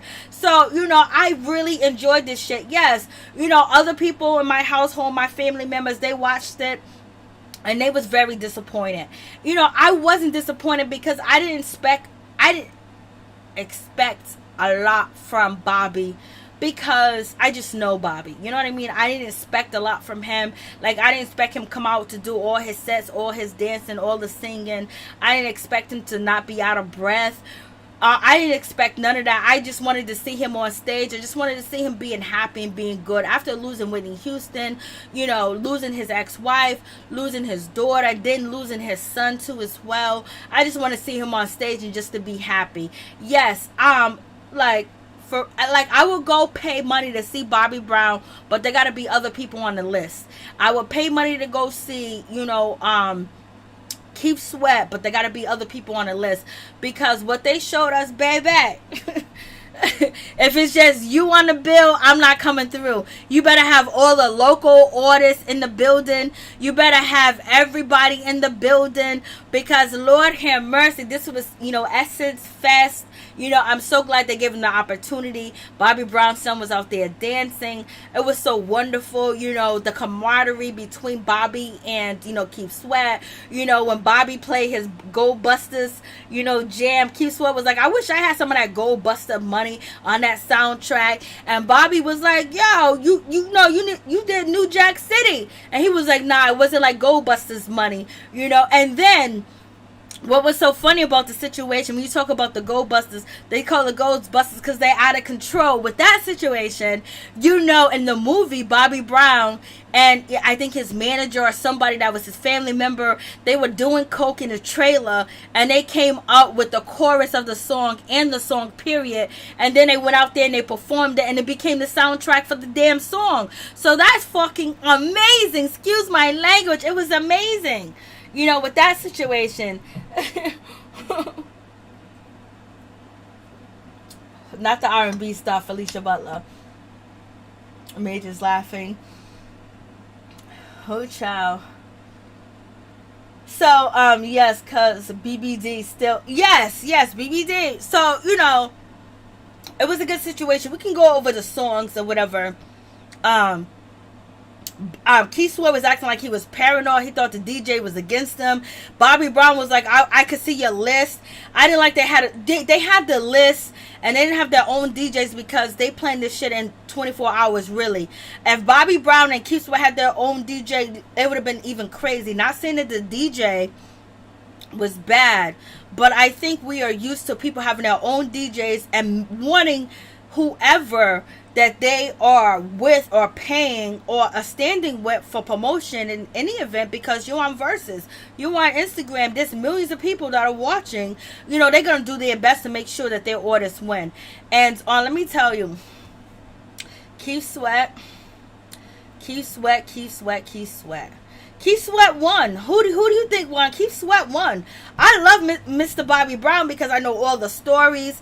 I know when I go to, certain cookouts, certain parties, I'm saying from years ago, it was always Bobby Brown that they had. I mean, the guys used to get up and they wasn't too proud to dance for, when Bobby Brown came on. Like everybody at the parties that I used to go to, these are my older friends. They all the men thought that they were Bobby Brown. They wanted to be Bobby Brown. They like Bobby Brown. And I'm talking about these men of being black, American men, foundational black, African, Liberian, Nigerian, and also Jamaican too as well, Caribbean.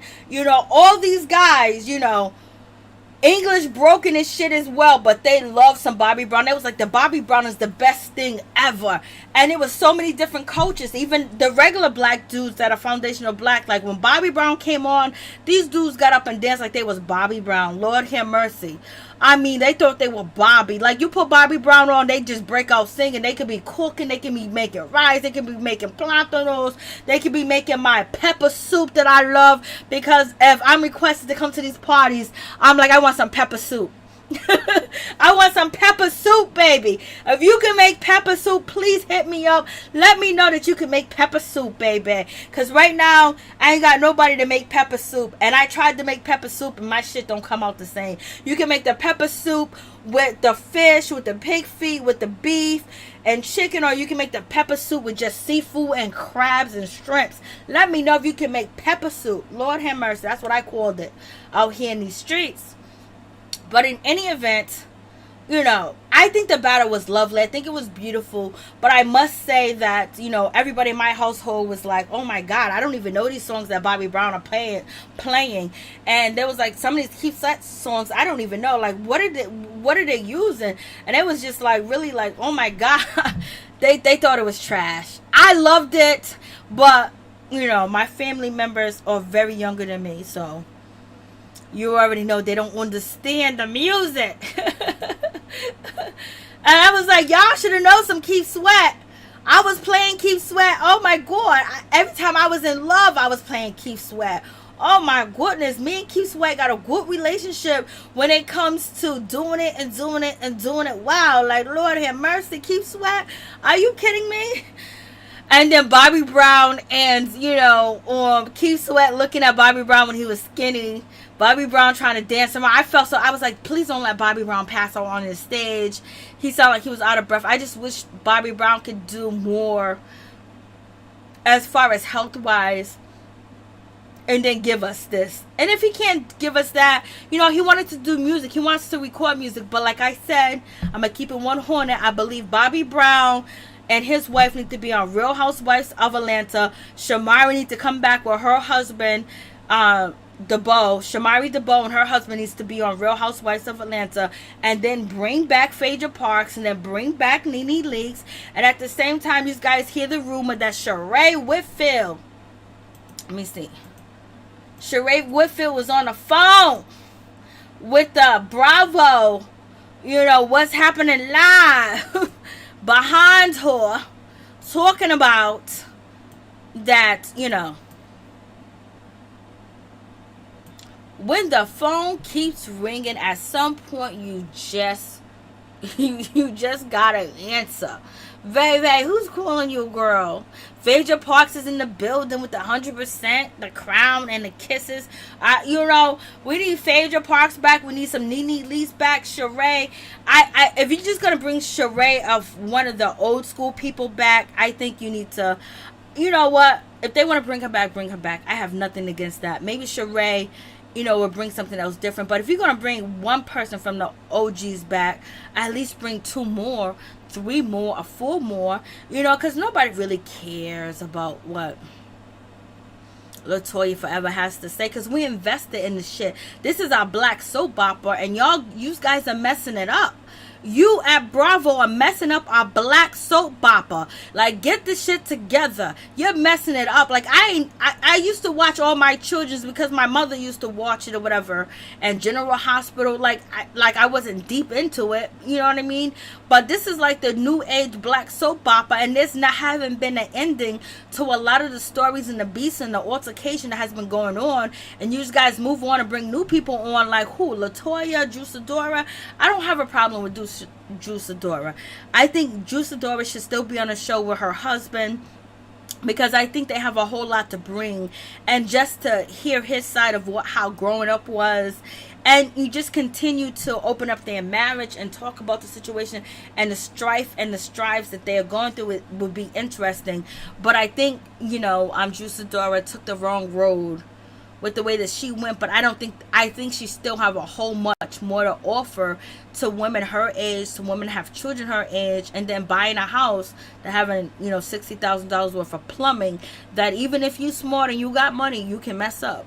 And then having her mother there at her house as a preacher, and also babysitting and shit like that. Like, some of us know about having church in the house. Like, you ain't gonna tell me y'all ain't never been to a church that was held in somebody's house. The wife is your friend. The first lady is your friend. But her husband is the preacher. But right now he ain't got the money for the building fund. So he's holding church in his house. And he's ordained. And they take food stamps and everything. I'm talking about back in the day. I was talking about back in the day. I remember food stamps and the books being in a collection plate, at the church. Oh, Lord have mercy. Let me see what y'all are saying, because I'm just going off. Hey Tia's in the building. Tia, where you been? Tia, how you doing? How's everything going with you, girl? I miss you. I was just hoping everything was okay with you. Blase the third. It's so good to see you in the chat. Tia's here. Tia is one of, she's been MIA for a minute, but Tia, when she comes back, it makes me feel good, because Tia is one of the day ones. I mean, like when I first started my YouTube channel, and like maybe 6 or 7 or a year after, Tia was there, and also Greg was there. And then I have people like Major, Felicia Butler, LSW, Mo, and a lot of people that have came on after and have seen me, and I really do appreciate your help. Chef Disaster was there in the beginning too as well, when I just first started out. But then there's a lot of people that came through that supported, that be out here. And Monique Hill, she's new. Camilla's new, and then might not be new. They might have been. There's a lot of people that watch that don't drop down. They text me and be like, "Oh, I was watching the show. Mo's been around for a while," and just to support when it comes to this channel. And then when I had my strike and I couldn't go live, all of my moderators went to my other channel. If it was 1 video or 2 video, they showed up to just say, "Hey, listen, bitch, we still see you. We know you messed up right now, but hey, what's up?" And Felicia Butler was one of them. Felicia Butler never wavered, nothing, and Ralph never wavered. You know what I mean? Peep Squad is in the building, and a lot of people that you guys see in the chat that you don't know, or people have been watching for a long time, and they stay in the bushes. You know what I mean? Because we don't got 77 people in the chat, but there's 77 people watching, or whatever the case may be. So it is what it is. And you guys are so spectacular. Keith Sweat was gangster, Camilla. Yes, he was. I was like, listen, like, we can get into the songs. So do you guys want to go into the songs? But before we go into the song, let's talk about Lamar Odom.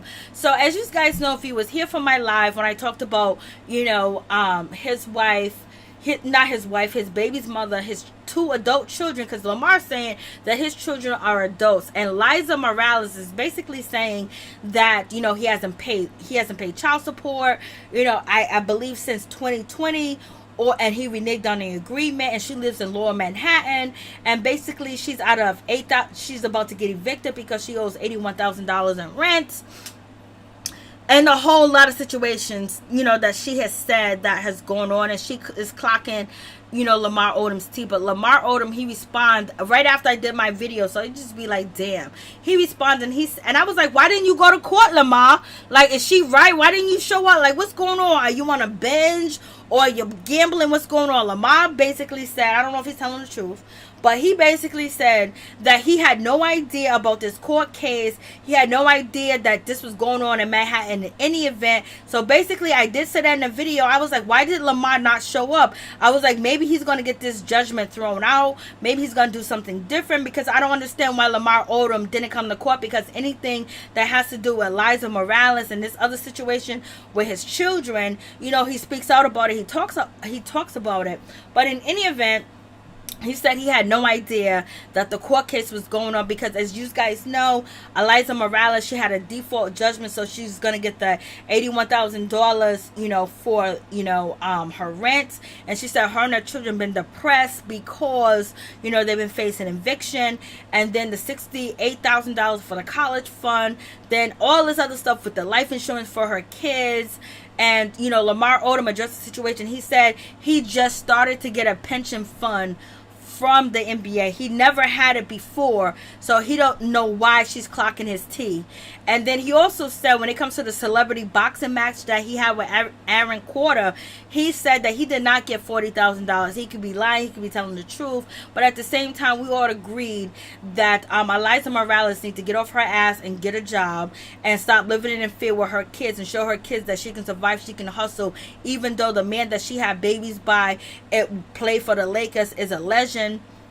Blonde the third, yes, he's supposed to pay his child support, but baby, you should have been taking that child support money, whatever money you get from Lamar Odom, stacking that shit, and you should have been working to take care of the family. You know, when I was 14, I had a job. My mother, you know, went downtown to the city and basically got me my working papers, and before I had my working papers, I was already out in these streets working. I wanted some this, I wanted some that. If I had to hand out flyers in the corner store, you know, back then, you know, you can go, a store would have flyers when they have meat specials, when they have deals on macaroni and cheese and sausage and all that other shit, but they need the flyers to go out before food stamp day. So I would be up at the corner store and all the corner stores, and I would be up 100 degrees hotter than it is now as a child, putting these flyers on each and every door. The motherfucker that I work for from the store will go and check, and I will get my $100. So when I was about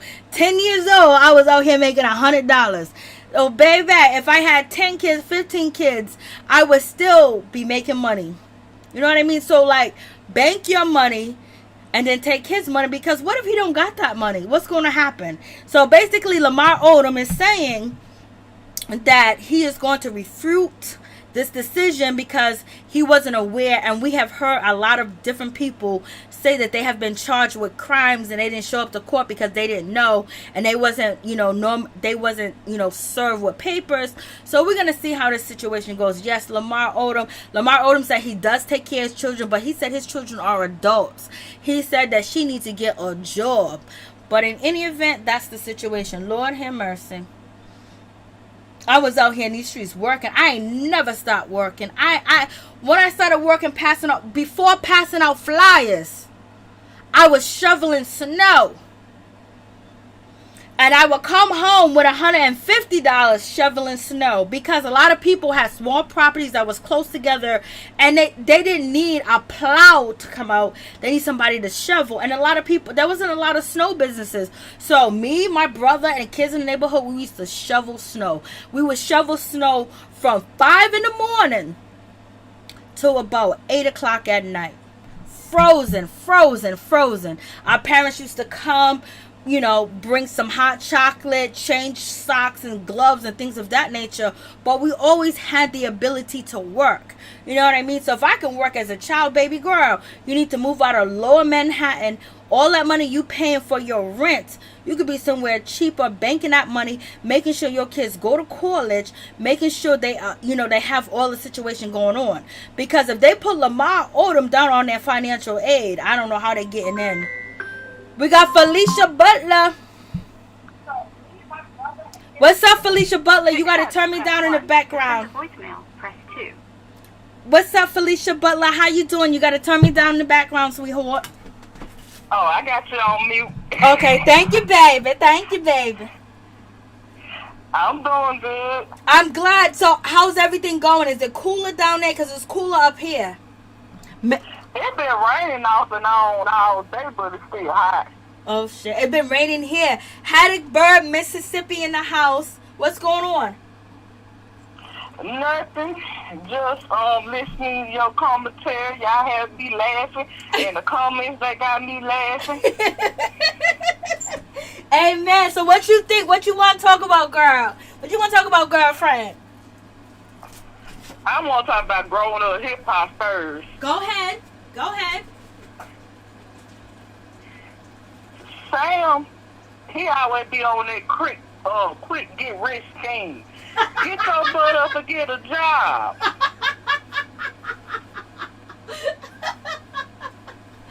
Like, for real. I'm like you just got through talking about it 2 minutes ago. I've been working under the table ever since I was like 9 to 10 years old until I turned 16 and legally to work. I used to babysit all the time. What's nothing wrong to just get you a normal 9 to 5 until you get your stuff together. Lord. He get on my nerve. He got some little ugly hairless cats. Lord have mercy. Yeah, he got them cats that I'm scared of. I'm trying to tell you, everyone in my house, they saw them cats and they were scared. I was be scared to touch them too. And who is the TeeTee and Sean situation? That situation getting on my nerves too. Because number one, she been, to my opinion, this is my opinion. Amen. That she been passive aggressive about the situation. 1 minute she like, yeah, I'm good about it. I don't care about it. Then the next thing, she care about it.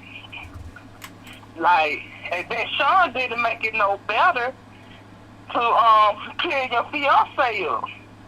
Amen. Like, you should have cleared up. He should have cleared it up more. But you could tell he ain't been around no black folks shit line too much.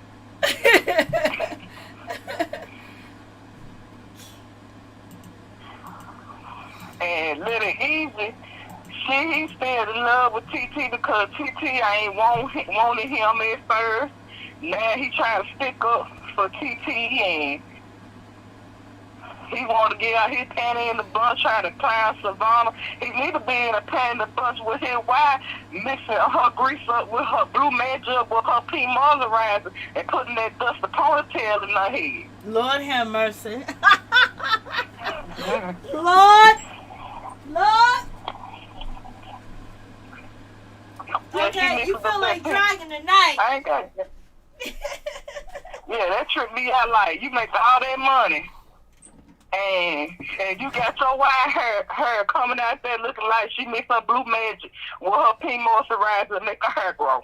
Yep. Lord, you know I talked about her before because he said he grossed $3 million last year. And I was like, why she got the hair that she has? And then I was like, you know what? I'm going to fall back because they showed us the nice house. You know what I mean? Okay, hold on for a second. I think we have another call. Let's see if we can merge. If not... Call? Hey, what's up? What's going on?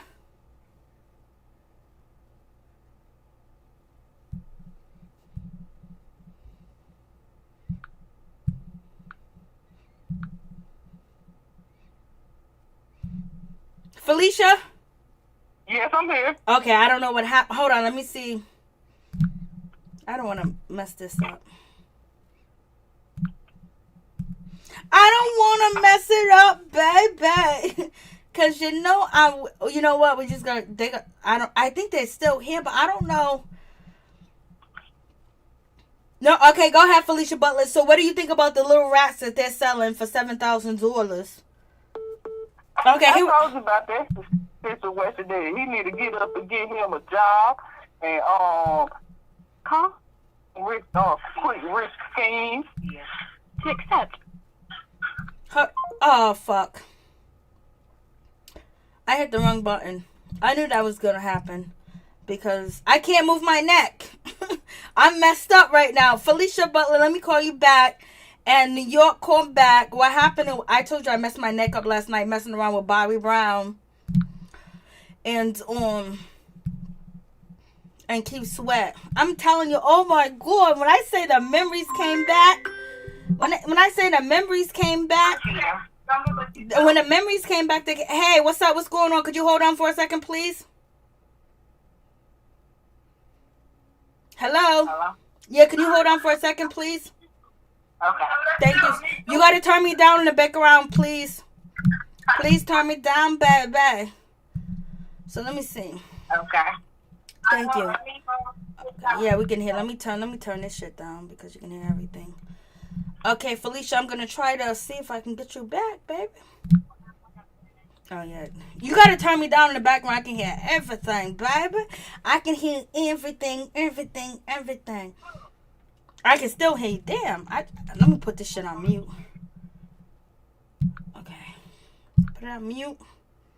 You gotta turn me down, sweetheart. Wherever you from, New Jersey. New Jersey's in the house. I hope this is Tia. If New Jersey's in the house, I hope it's Tia. Tia, you gotta turn me down in the background, girl. I can still hear you. Let me see. I can't move my neck. So I'm messed up right now. I'm handicapped, baby. I is handicapped for a minute. But that's all right. You know, when they say karma comes through, yeah, I've been talking shit. I've been talking too much shit. Karma's getting me. They was like, you ain't gonna be able to move your neck, girl. You gonna keep your mouth closed. Okay. Yeah, I'm on some bullshit right now, to be honest with y'all. I'm trying to find Felicia Butler, and I can't move my neck. So this shit is hard. Felicia Butler, call back. All right. I don't know how I'm gonna.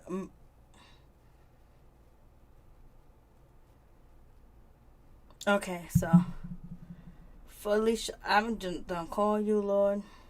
Help me, Jesus. To accept, press 1. To send a voicemail, press.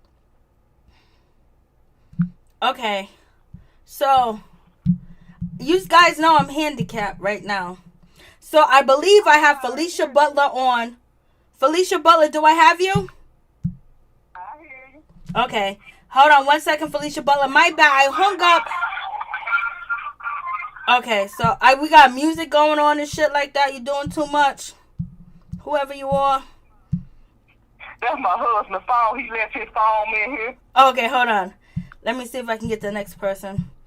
Okay, New Jersey. New Jersey? New Jersey's in the house.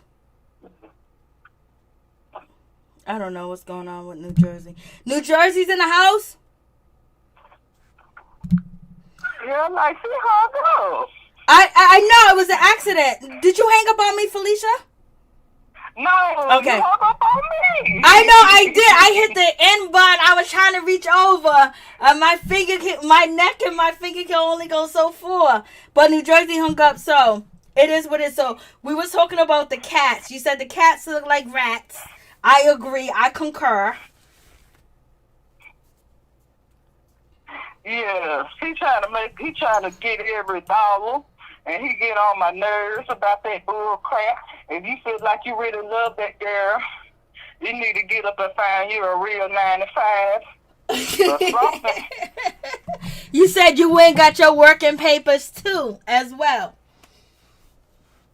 Yeah, well, I was getting paid under the table, like, every though it was the, 80s, 90s, they didn't care about, especially down south, they didn't care about children working until I really make myself legal start working 16 years old. Like, I used to clear up the yard, mow a yard, babysit, all that to make a couple dollars. But you're a grown man. You got a whole woman. Her family take care of you, Samantha. Well, right now he's selling puppies on commission. He's out here showing his, pee and booty to bring some money in, and he's doing this show to bring some money in. He's basically want to tell the world that, hey, listen, I'm doing my best. I am not a I'm not a money-hungry person. Sounds to me you are, because you fell a little ugly cat, and your only fans don't dry it up.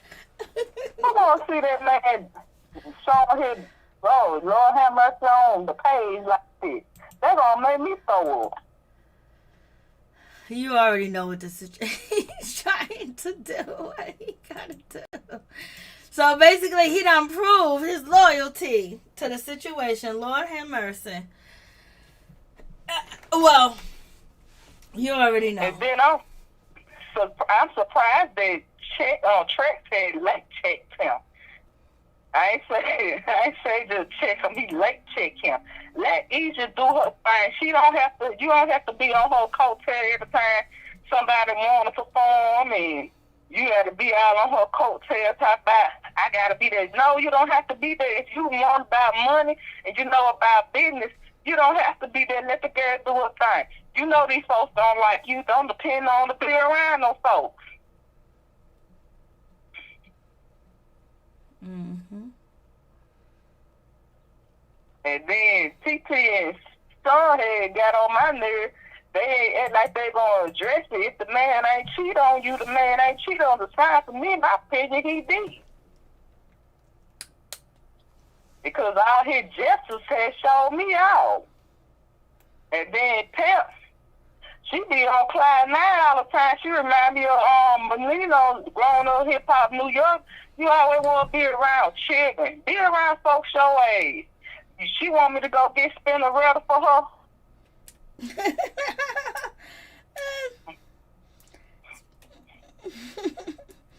Spinnerella ain't coming through unless she getting a paycheck. Baby. Lord have mercy. I don't care. So what else? Shut up. So what else do you think about the situation? What do you think about this? Go ahead. And then this episode, why Angela running away? If you knew the man didn't want you, y'all broke up, you should have talked about that. You ain't been on the last couple episodes. I know. Like, Lord. Facts.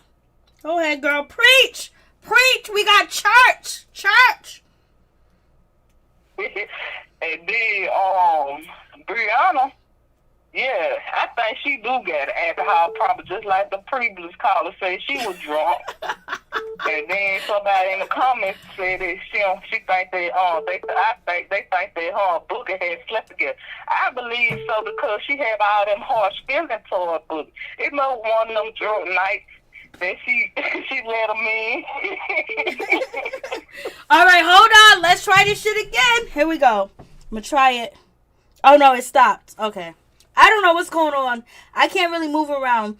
But, so you think Brianna got wet? See, I never thought of that. I never thought of that. Boogie and Brianna got into it because she's be online dissing the shit out of him. And, all the other men that she talks about. And she basically says that she was doing Boogie a favor. A favor. And, let's see if I can get this going. Yeah. Hello? To accept, press 1. Here we Send go. a voicemail. Hello? Hello? Okay, hey, what's up? Tia, hold on for a second, because Felicia Butler's finishing her thought. Go ahead, Felicia Butler, and then you can jump in. I believe they had slept together, because she did not act like that toward any other man that she brought on this show. True. Except for Boogie. True. I concur, but I was so blind to the situation because she talked so much shit of how the type of guys that she like, and she like dark-skinned guys. Even Sam said that, you know, Brianna tried to sleep with him in the bathroom when she was drunk. I don't know if that's true, but that's what he said. It was, man. So you think Brianna and Boogie slept together? Does it make sense?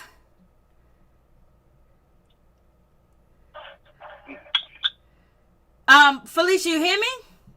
Yeah, I hear you. I believe they did. She believes that they did. What about you, Tia? Tia, tell us your name and where you calling from. Tia calling from New Jersey. Tia, do you believe Boogie and Brianna slept together? Yeah, I do. Okay, Felicia and Tia are both on the phone lines now. You guys can talk. Go ahead. Okay, so next question. What else do you think, Felicia Butler, about the episode? And then Savannah, she had the right delivery to confront TT, but she came at it the wrong way. And then she was talking to TT. Why let E had to bust out with it? He needed to bust out with his wife. Stop using Team Moisturizer and Blue Magic on her hair, making that dust a ponytail with her dusty self. Oh yeah, you're so right. I forgot you said that she had Blue Magic and the pink moisturizer to make a ponytail. Lord have mercy. She mixed that grease together and she made a ponytail.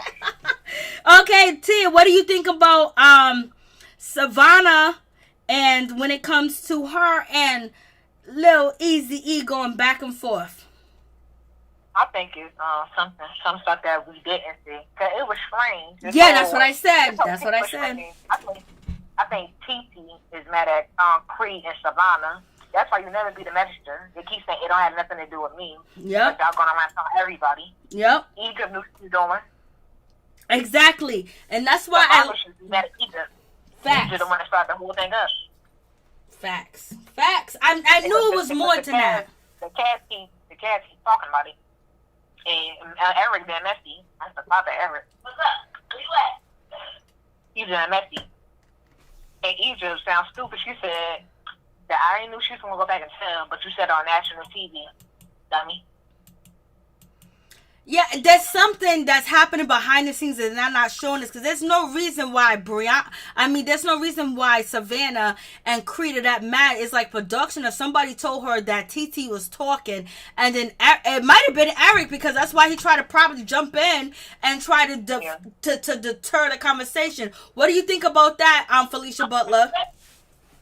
I think it is a lot of production fault, because they came off some type of way, asking questions and stuff, and Lil Easy, he ain't got no storyline for himself. He should have asked his wife and made her line for her, but he had to make himself known and worry about how much money the girl spent at your dispensary. But if she is spending a couple grannies on your dispensary, you ain't got no business asking her about it, and then he ain't got nothing going on besides that dispensary. The producer probably told him to step it up. That's what I think. What do you think, Tia? And another thing, I used to like Creed, but I'm not liking her. And I remember she talked to her father, and she said, "Oh, I wanted my stepfather to adopt me, but you want to show because of Uncle Luke." Exactly.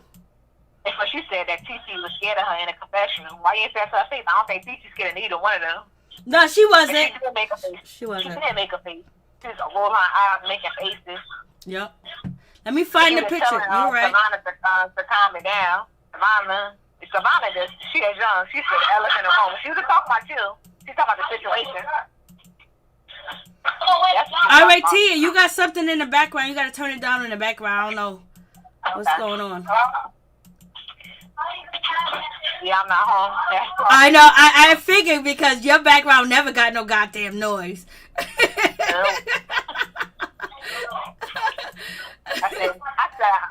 That's I'm like, see, you see it. We know how reality show is. They editing stuff out. So you see, and plus another thing I realized, Egypt and Sam not really that many scenes for other people. Okay, yeah, I hear your people like crazy. But when you talk about that, TeeTee wasn't scared. TeeTee said to Creed, okay, all right, you hear me and everything. I don't know if you got me on speakerphone. You got to take it off a speakerphone, baby girl. Okay, I do. Okay. So when it comes to TeeTee, what you said, TeeTee wasn't scared. No, TeeTee wasn't scared. TeeTee didn't want to talk about her marriage. She wanted away from her fiance. She wanted to run away from that situation. But at the same time, she put Egypt and Sam business out there too as well, and the whole cast was talking about it, and she got them all involved. But now that it's her turn, she don't want to really talk about the situation. But in any event, when she addressed, Savannah, she said, Savannah, tone it the fuck down. And she didn't say fuck, but she said tone it down. And then she looked at Creed and she said, Creed, you got a problem the way you looking? No, she was not scared. She was not scared. What do you think? I think the difference between what TeeTee did and Egypt, she all been scary, just own up to it. Because like when TeeTee did it, she owned up to it. Even JoJo said that. He said when TeeTee do stuff, she do it to Egypt's face. So yeah, she do. Yeah. Egypt doing it through somebody else, doing Savannah, then Savannah going to Creed. She doing it through other people in the cast, and she does it different. She brought some out that TeeTee don't even mess with and involved in it, because TeeTee really never brought her mother into it, and Pepper getting involved in young people's business. You supposed to be this girl aunt and Egypt's mother. She acts like she a kid. I see why Star don't really mess with her like she used to. Okay, so what do you think about that situation, Felicia Butler? I think that TeeTee is not scared of them, but they should just address that situation on the camera or behind camera, because that's a whole bunch of bull crap. Then, yeah, last season TeeTee was all up in Egypt, bitch, trying to find stuff about Sam, but take the turn on you. Yep. It's your turn to shine, baby girl. It's your turn to shine. and she don't want the camera. Because she knows that it's gonna. She has a. So what's different between Sam and Egypt in this situation? TeeTee is trying to marry, her fiance Sean, and she has a baby. So she don't want that to get out. And you ask me my opinion. I say if TeeTee didn't get pregnant. And when we talk about TeeTee getting pregnant, Miss Tia, didn't we break that story together? Yeah. We broke that story about her being pregnant together. Yeah. Yes, we did. We did. But if you think she wasn't pregnant, do you think Sean would be on the... I think Sean would be on the show if she wasn't pregnant. Anyway, because I think he likes TV. Because he shines in Jamaica. He's like a party promoter. He's like, a resident there that has a whole lot of fame at the same time. So they met in Jamaica. What'd you say? And he's from Jamaica. Yeah, he met in Jamaica. She still act like she owns Jamaica. I can never tell nobody don't have a wedding there. Don't have a wedding in New Jersey. I don't. All right, what do you think about that, Felicia Butler? I think that both of them can have their wedding in Jamaica. Jamaica is a big country that's going on one side of Jamaica and the other one's going on the other side of Jamaica. Even though they both Jamaican descent, both of them can have their wedding there. Don't compete. That's one thing I hate about family. They always gotta compete against each other. Y'all supposed to love each other. Yeah, family gonna start a mess because they always say your family is your worst enemy, but at the same time, don't be trying to compete each other while y'all getting married in Jamaica. Yeah, Sean loves TeeTee, but Pepper remind me of Mena this time so much that she made me sick. And plus, it wouldn't be no competition anyway because TeeTee actually got money. Who gonna pay for wedding? Sam can't pay for the wedding. I guess Pepper gonna pay for it. Well, he can pay for it now. They did have their own house. Now they live back with Pepper. Pepper wants him to live back with them. Pepper wants them to live back with them. Sam and Egypt has they selling weed and shit like that, and he's making $3,500. He's doing everything so people can stop saying that he is leeching off of them. You know what I mean? And then if we go back to the situation with what's her name, Egypt. you know, she started rapping because she can't sing because she has some type of, okay, you got dogs barking, girl. You doing So you got that situation going on with them where, you know, Sam is trying to prove to the public, like, listen, you say I'm this, you say I'm that. Sam is trying to do everything he possibly can to change your mind about him, but he just fucked up so much. But he's trying to show you that he would do anything. He would clean toilets. He would sell his ass. He would get on, you know, fans only. He would sell felines. He would sell anything to let you guys know he's not trying to use them for their money. So what you think about that? Okay, go ahead, Felicia Butler, and then Tia answer that question. I think that Sam, he just be trying to do too much, and then in my opinion, I think Sam was pepper pusher. That's the only reason that he pepper asked them and moved back to the house. Woo! Go ahead, Tia.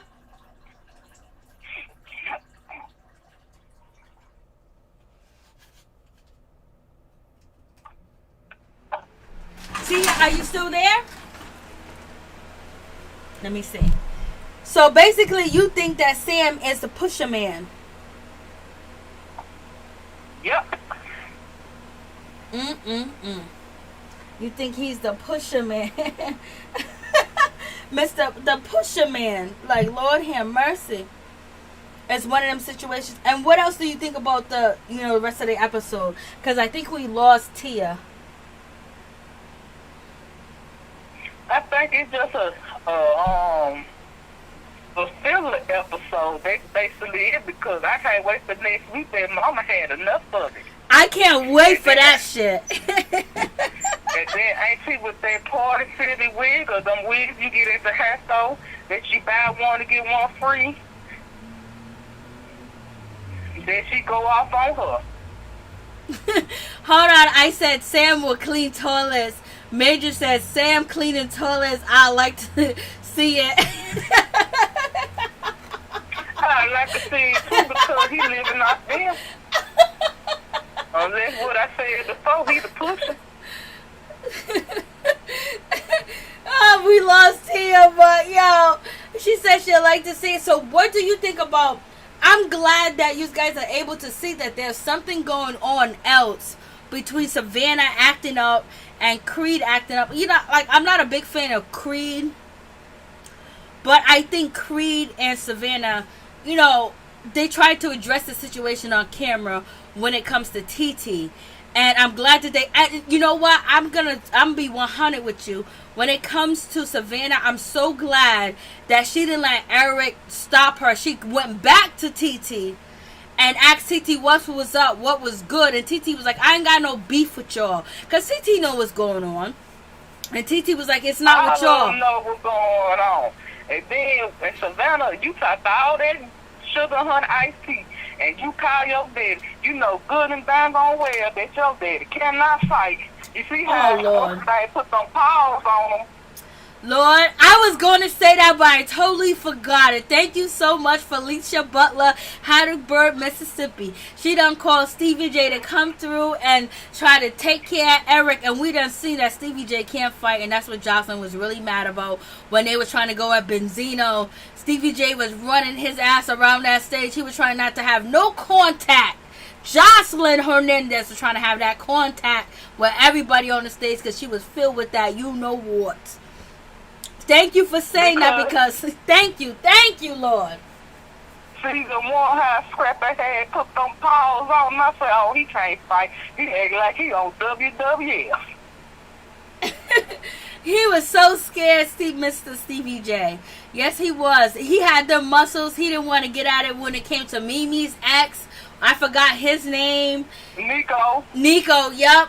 And Nico wanted to put them paws on him, and it just didn't happen. As I think Stevie J didn't want it to happen. I think Nico whooped it where you see how Scrappy had whooped. I met Scrappy in person. He an alright person. When I had went to Atlanta about 3-4 years ago. No, you're right about that. I recently watched an interview with Scrappy. Maybe one day I will talk about it. I watch so much and sometimes I don't talk about it. But Scrappy really did an interview, you know, with Queen's Flip. about everything that he went through and everything that happened when it comes to Little John, when it comes to trap music, when it comes to that South music, when it came to Little John, you know, the Yin Yang twins. And also, like, he really broke shit down that happened to him. And yes, I think Scrappy is an alright person too as well, Felicia Butler. Yeah, he alright person because I met him at the water park in Marietta, Georgia. Here with his family. He didn't. And you understand that some celebrities don't want to be bothered because they around their family, but he had a whole little conversation with me or whatever. But it is what it is. And then who else? We talked about Uncle Bobby and Uncle Keith. Uncle Bobby and Uncle Keith. Yes, that verse had reminded me of my childhood video soul days. Video soul. Because I know I was going to hurt my knees and back. I hurt my neck, girl. I hurt my neck. My neck is fucked up right now. I don't even know how I'm on this live. Yes. Yeah, Keith was drunk. Yes, he was. He was. Keith be down here at the casinos, be performing every once in a while. I think Bobby Brown too, but I think he be in North Mississippi. But Keith Sweat be on the coast, one in the casinos on the coast, be performing and stuff. I always have to work when he has to perform. They be making me mad. But I like to see him actually on concert. I love them both because I grew up. I'm an 80s baby, 90 raised. That I grew up on their music, video soul days, 106 in Port. And to me, they ain't had enough time to prepare for their verses like everyone else. They only had to Keith Sweat at the end. Let me show you the picture where he says it. I mean, the video where he says it. This video right here, he's talking to Timberland, that's in the pool and everything else. And Keith Sweat said, we only really had 24 hours. Like, they needed to have their own DJ. If you want to get down to the situation, when it comes to, you know, Keith Sweat is a multi-millionaire. And most of his millions came from his music and writing. But most of his millions came from his investments. Keith Sweat is a mogul like Nas is. Nas has lots of music and a lot of money came from his music. But a lot of Nas's money came from his investments, cryptocurrency, and things of that nature. So Keith Sweat got it going on. Bobby Brown, you know, Keith Sweat brought up, oh, you selling that barbecue sauce. But Bobby Brown was a good sport. I loved it. And I fucked up my neck, you know, fucking around with this shit with the versus battle. I messed my neck up so bad. Lord have mercy. I hope you wasn't doing no hopping around dance. I was doing let me tell you, I was doing everything, Lord have mercy. I was in here doing everything, you know. My neck is messed up, you know, and I'm in shape, and I'm like, what the fuck is going on? I did something. I don't know what I did, which I did, but when it comes to Keith Sweat, Lord have mercy, he remind me of them days, baby. When I was out here in these streets, and I wasn't married, and I was married at the same goddamn time, but them songs with Keith Sweat, Lord, I was feeling it. I was all up out here in these streets. You know, listen to Keith Sweat. I was just like, Lord, Bobby Brown came on and had me thinking about all the barbecues and parties that I went to with my elderly or my older friends. They're going to hear this shit and they're going to cuss me out because I called them elderly. So, God forgive me for that. I didn't mean to say that, but it just came out. They're going to cuss me out. Because I grew up listening on that music because I have an aunt that's 6 years older than me, and she always used to play that music on my cousin. I came from a big family, and we always used to sit around watching video soul. And my auntie like, sit down somewhere. You don't need to be doing all that. And then Pleasure P, he made that verse look bad because you didn't know the word. You should have came on there. He shouldn't have said nothing. He shouldn't have said nothing. He did the most. But let's start off. So we got you on the phone, Miss Felicia Butler, Harrisburg, Mississippi. Hopefully Tia calls back from New Jersey. I didn't hang up on you. I don't know what happened, Miss Tia, but just know I got love for you all the way, regardless. She said she wasn't home, but there was so much going on. But in any event, So when we talk about, okay, why is this bullshit? Okay, so let's see. Listen, let me tell you, I was wilding last night listening to Keith Sweat and Bobby Brown. Let me tell you. Me and Keith Sweat go way back with his music. Lord have mercy. So we got round one with Keith Sweat. Something just ain't right. That was my shit. Something just ain't right. That's when I thought your ass was cheating on me. That's when I thought that you was talking to all these bitches out in the streets.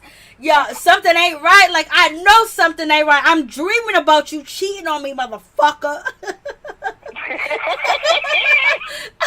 I'm having dreams about this shit now. So that was round one. And then Bobby Brown was like, don't be cruel.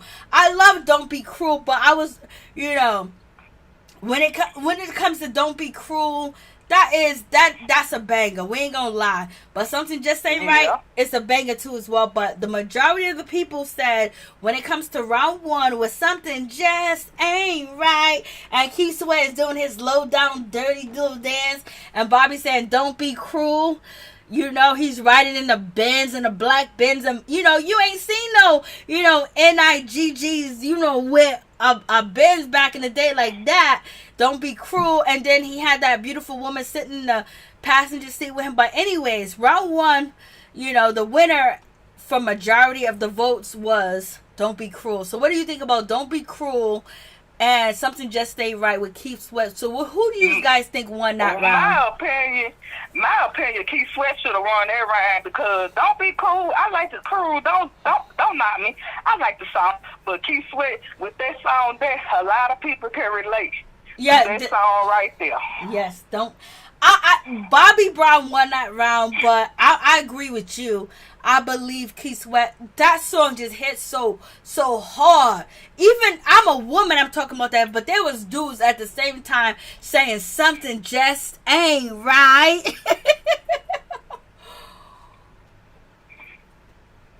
And then so we get to round number two. Round number two is Keith Sweat, You Make Me Sweat versus New Edition, Telephone Man. Bobby Brown won that round. So what do you think about, you guys in the audience too as well, what do you think? Make You Sweat or versus Telephone Man? Who do you guys go for that round? Mr. Telephone Man. Mr. Telephone Man. I go for Telephone Man, baby.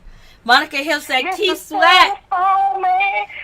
Something's on my line. I was singing. I was going up and down the stairs because I was asking everybody in my house like, "What's going on?" So I fucked up my neck. Somehow I was like, "Mr. Telephone Man." Something's wrong with my line. I was in I couldn't even go live for Grown Up Hip Hop. After I hurt my neck, I was like so in love and I wanted to go live to talk about the battle or whatever. So we got Latoya saying yes because we need to know what happened in Africa. We got Major saying, ain't that Swiss? Yes, it was Swiss at the end with Bobby Brown and Keith Sweat. We got Monica Hill and Mary Jane. Put a heat compressor on your neck and a Advil capsule gel. Thank you so much, sweet whore. I'm telling you, I fucked up. I don't even know what I'm gonna do. I'm supposed to be out here chilling for 4th of July. Baby, I can't even move my it's hard for me to read your comments right now. So Latoya says, wait a minute, she just did a episode of Basketball Wives and that was a check also. If Lamar owes back child support, he's going to have to pay back to the state, and it's not coming to her. Facts. I had wrote that a while ago, like some states that a man start paying child support until the child 18, and some states to 21 unless they behind. Yep. Like, I think everywhere else is 18. I think Mississippi is 21. Unless you behind, that when you gotta pay. Yeah, he gotta pay, but you need to get her sugar, honey, IT together and get a job. That's as simple as that. She needs to work. And Major says doing the hand movement for Telephone Man. She was doing the hand movement. And Latoya Wood says also it was sad that Lamar and his children mother, they had an agreement and that was no paperwork signed. Yep. So, okay, so let's get back to, thank you guys so much for your comments. I appreciate that. I already know It's, you know, the numbers are going down and down and down and down. I know there's so many other people on live right now, but let's just get through this situation. It is what it is. I mean, okay, so now we got Mr. Telephone Man. And let me turn on the music in the background a little bit. Alright, so round 2 was Bobby Brown wins with New Edition, Mr. Telephone Man. That was my shit, but you know what I mean? Like, I wasn't old enough to really enjoy that song. I enjoy the song as an older person now, or a seasoned person now. You know what I mean? But back then, Mr. Telephone Man, that, you know, it makes sense because I remember trying to get on a telephone, clicking on a line. If you had 3-way back in the day, how good was that, Felicia Butler? If you had 3-way on your phone back in the day, you can have 2 of your girlfriends online. Shoot, I love doing 3-way. I call somebody, they call somebody. I be like 5 or 6 people on the phone at one time. Amen. Some young folks don't know nothing about that. Yep, and then my mama be like, who called? My daddy be like, who called? Nobody called. I was about to say, nobody called because I'm on a motherfucking phone. You know, and then that's when it was like, yo, let me swipe the phone from you. Well, back in the day, getting out of high school and being on the 3-way, calling mother effers up, playing games, doing whatever we need to do, having our situations, you know, pinned out like back in the day. You know, Mr. Telephone Man, you know, I know they wasn't talking about 3-way and 4-way, but we was on the phone, baby. We got all our stories together, who house we was sleeping over, you know, what mama gonna say, what that mama gonna say. Then on top of that, we had like, we gonna go party, we gonna run these streets, baby. And then, you know, my high school that I went to was like a different type of high school as far as when they gave badges. My high school gave badges of your age and your location, the date, and the name of the school. And then my high school, name of my school, sound like a military school. Then they gave us our age, our location, and our sex and everything else, like a driver's license. And then one of my best girlfriends, she was like, yo, listen, we're gonna do IDs tomorrow. We're doing pictures for IDs tomorrow for the school badges. I need y'all to all lie on your ID badges that you're 21. She was like, you do this age, you do that age, you do that age, you do that age. This is my best friend. She's still my best friend for life. And so we was like, for real? And so she was like, yo, write down these dates, because she was just so good at math. Like, she was like the one we copy off of, and when it comes to math or whatever. So then we took our school badges. My badge said I was 21. Her badge said she was 22. Somebody else's badge said they was 23. Somebody else's badge says that it was 21 or 21, 21, 22, 22. So we got our shit together. So when we took our school pictures for our badges for high school, we were all older. And then on the badge, it had helicopters and military shit. So we used to go to clubs for 21 and over, but we had fake IDs, but they was our school IDs. We just changed our birthdays, and the people that took the pictures for our school IDs was like, they didn't say shit. So we was able to see Keith Sweat and everything when we didn't supposed to. Yo, my girl was so up on that, like, shit, we didn't even know the next day was bad pictures. You know, taking your pictures for the badges for your school ID. We changed the date on that shit. We was in every club in my state. Like, we rolled. Like, 2 of us had a driver's license. My best friend had a driver's license. I had a driver's license. She had a minivan, and I had a sedan.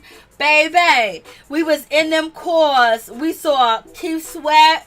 We saw R. Kelly. We saw all these dudes. We was underage. Lord have mercy. We was doing the most.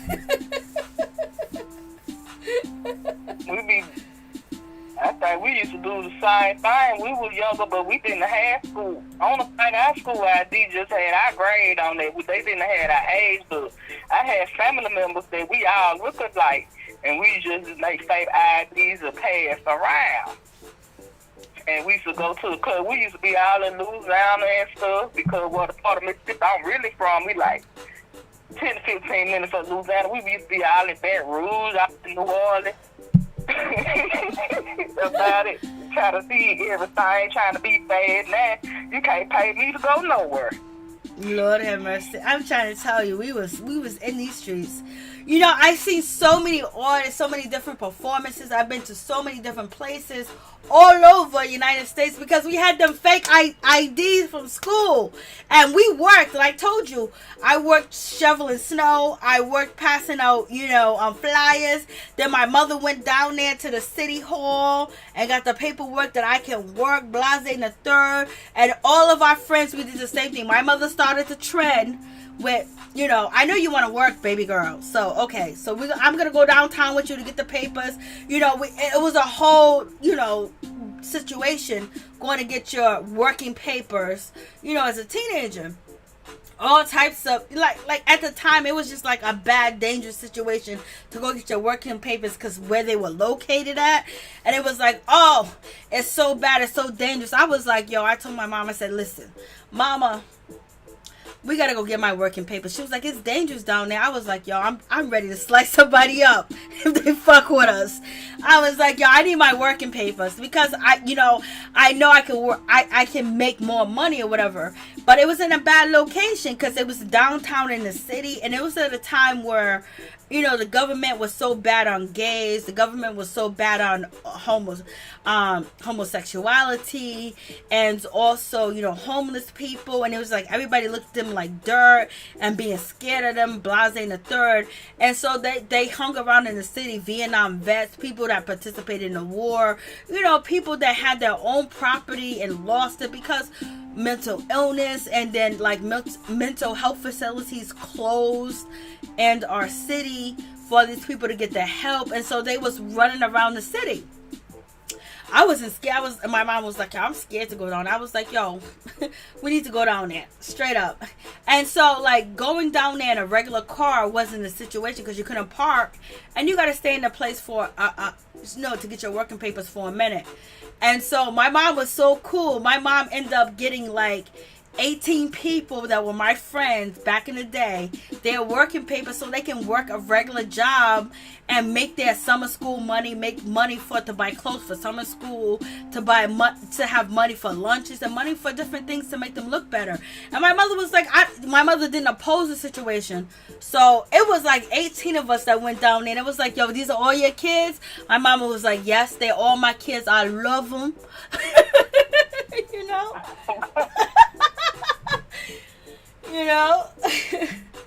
So what's up, Miss T? So that's one of the situations. So Keith Sweat brings back a lot of memories.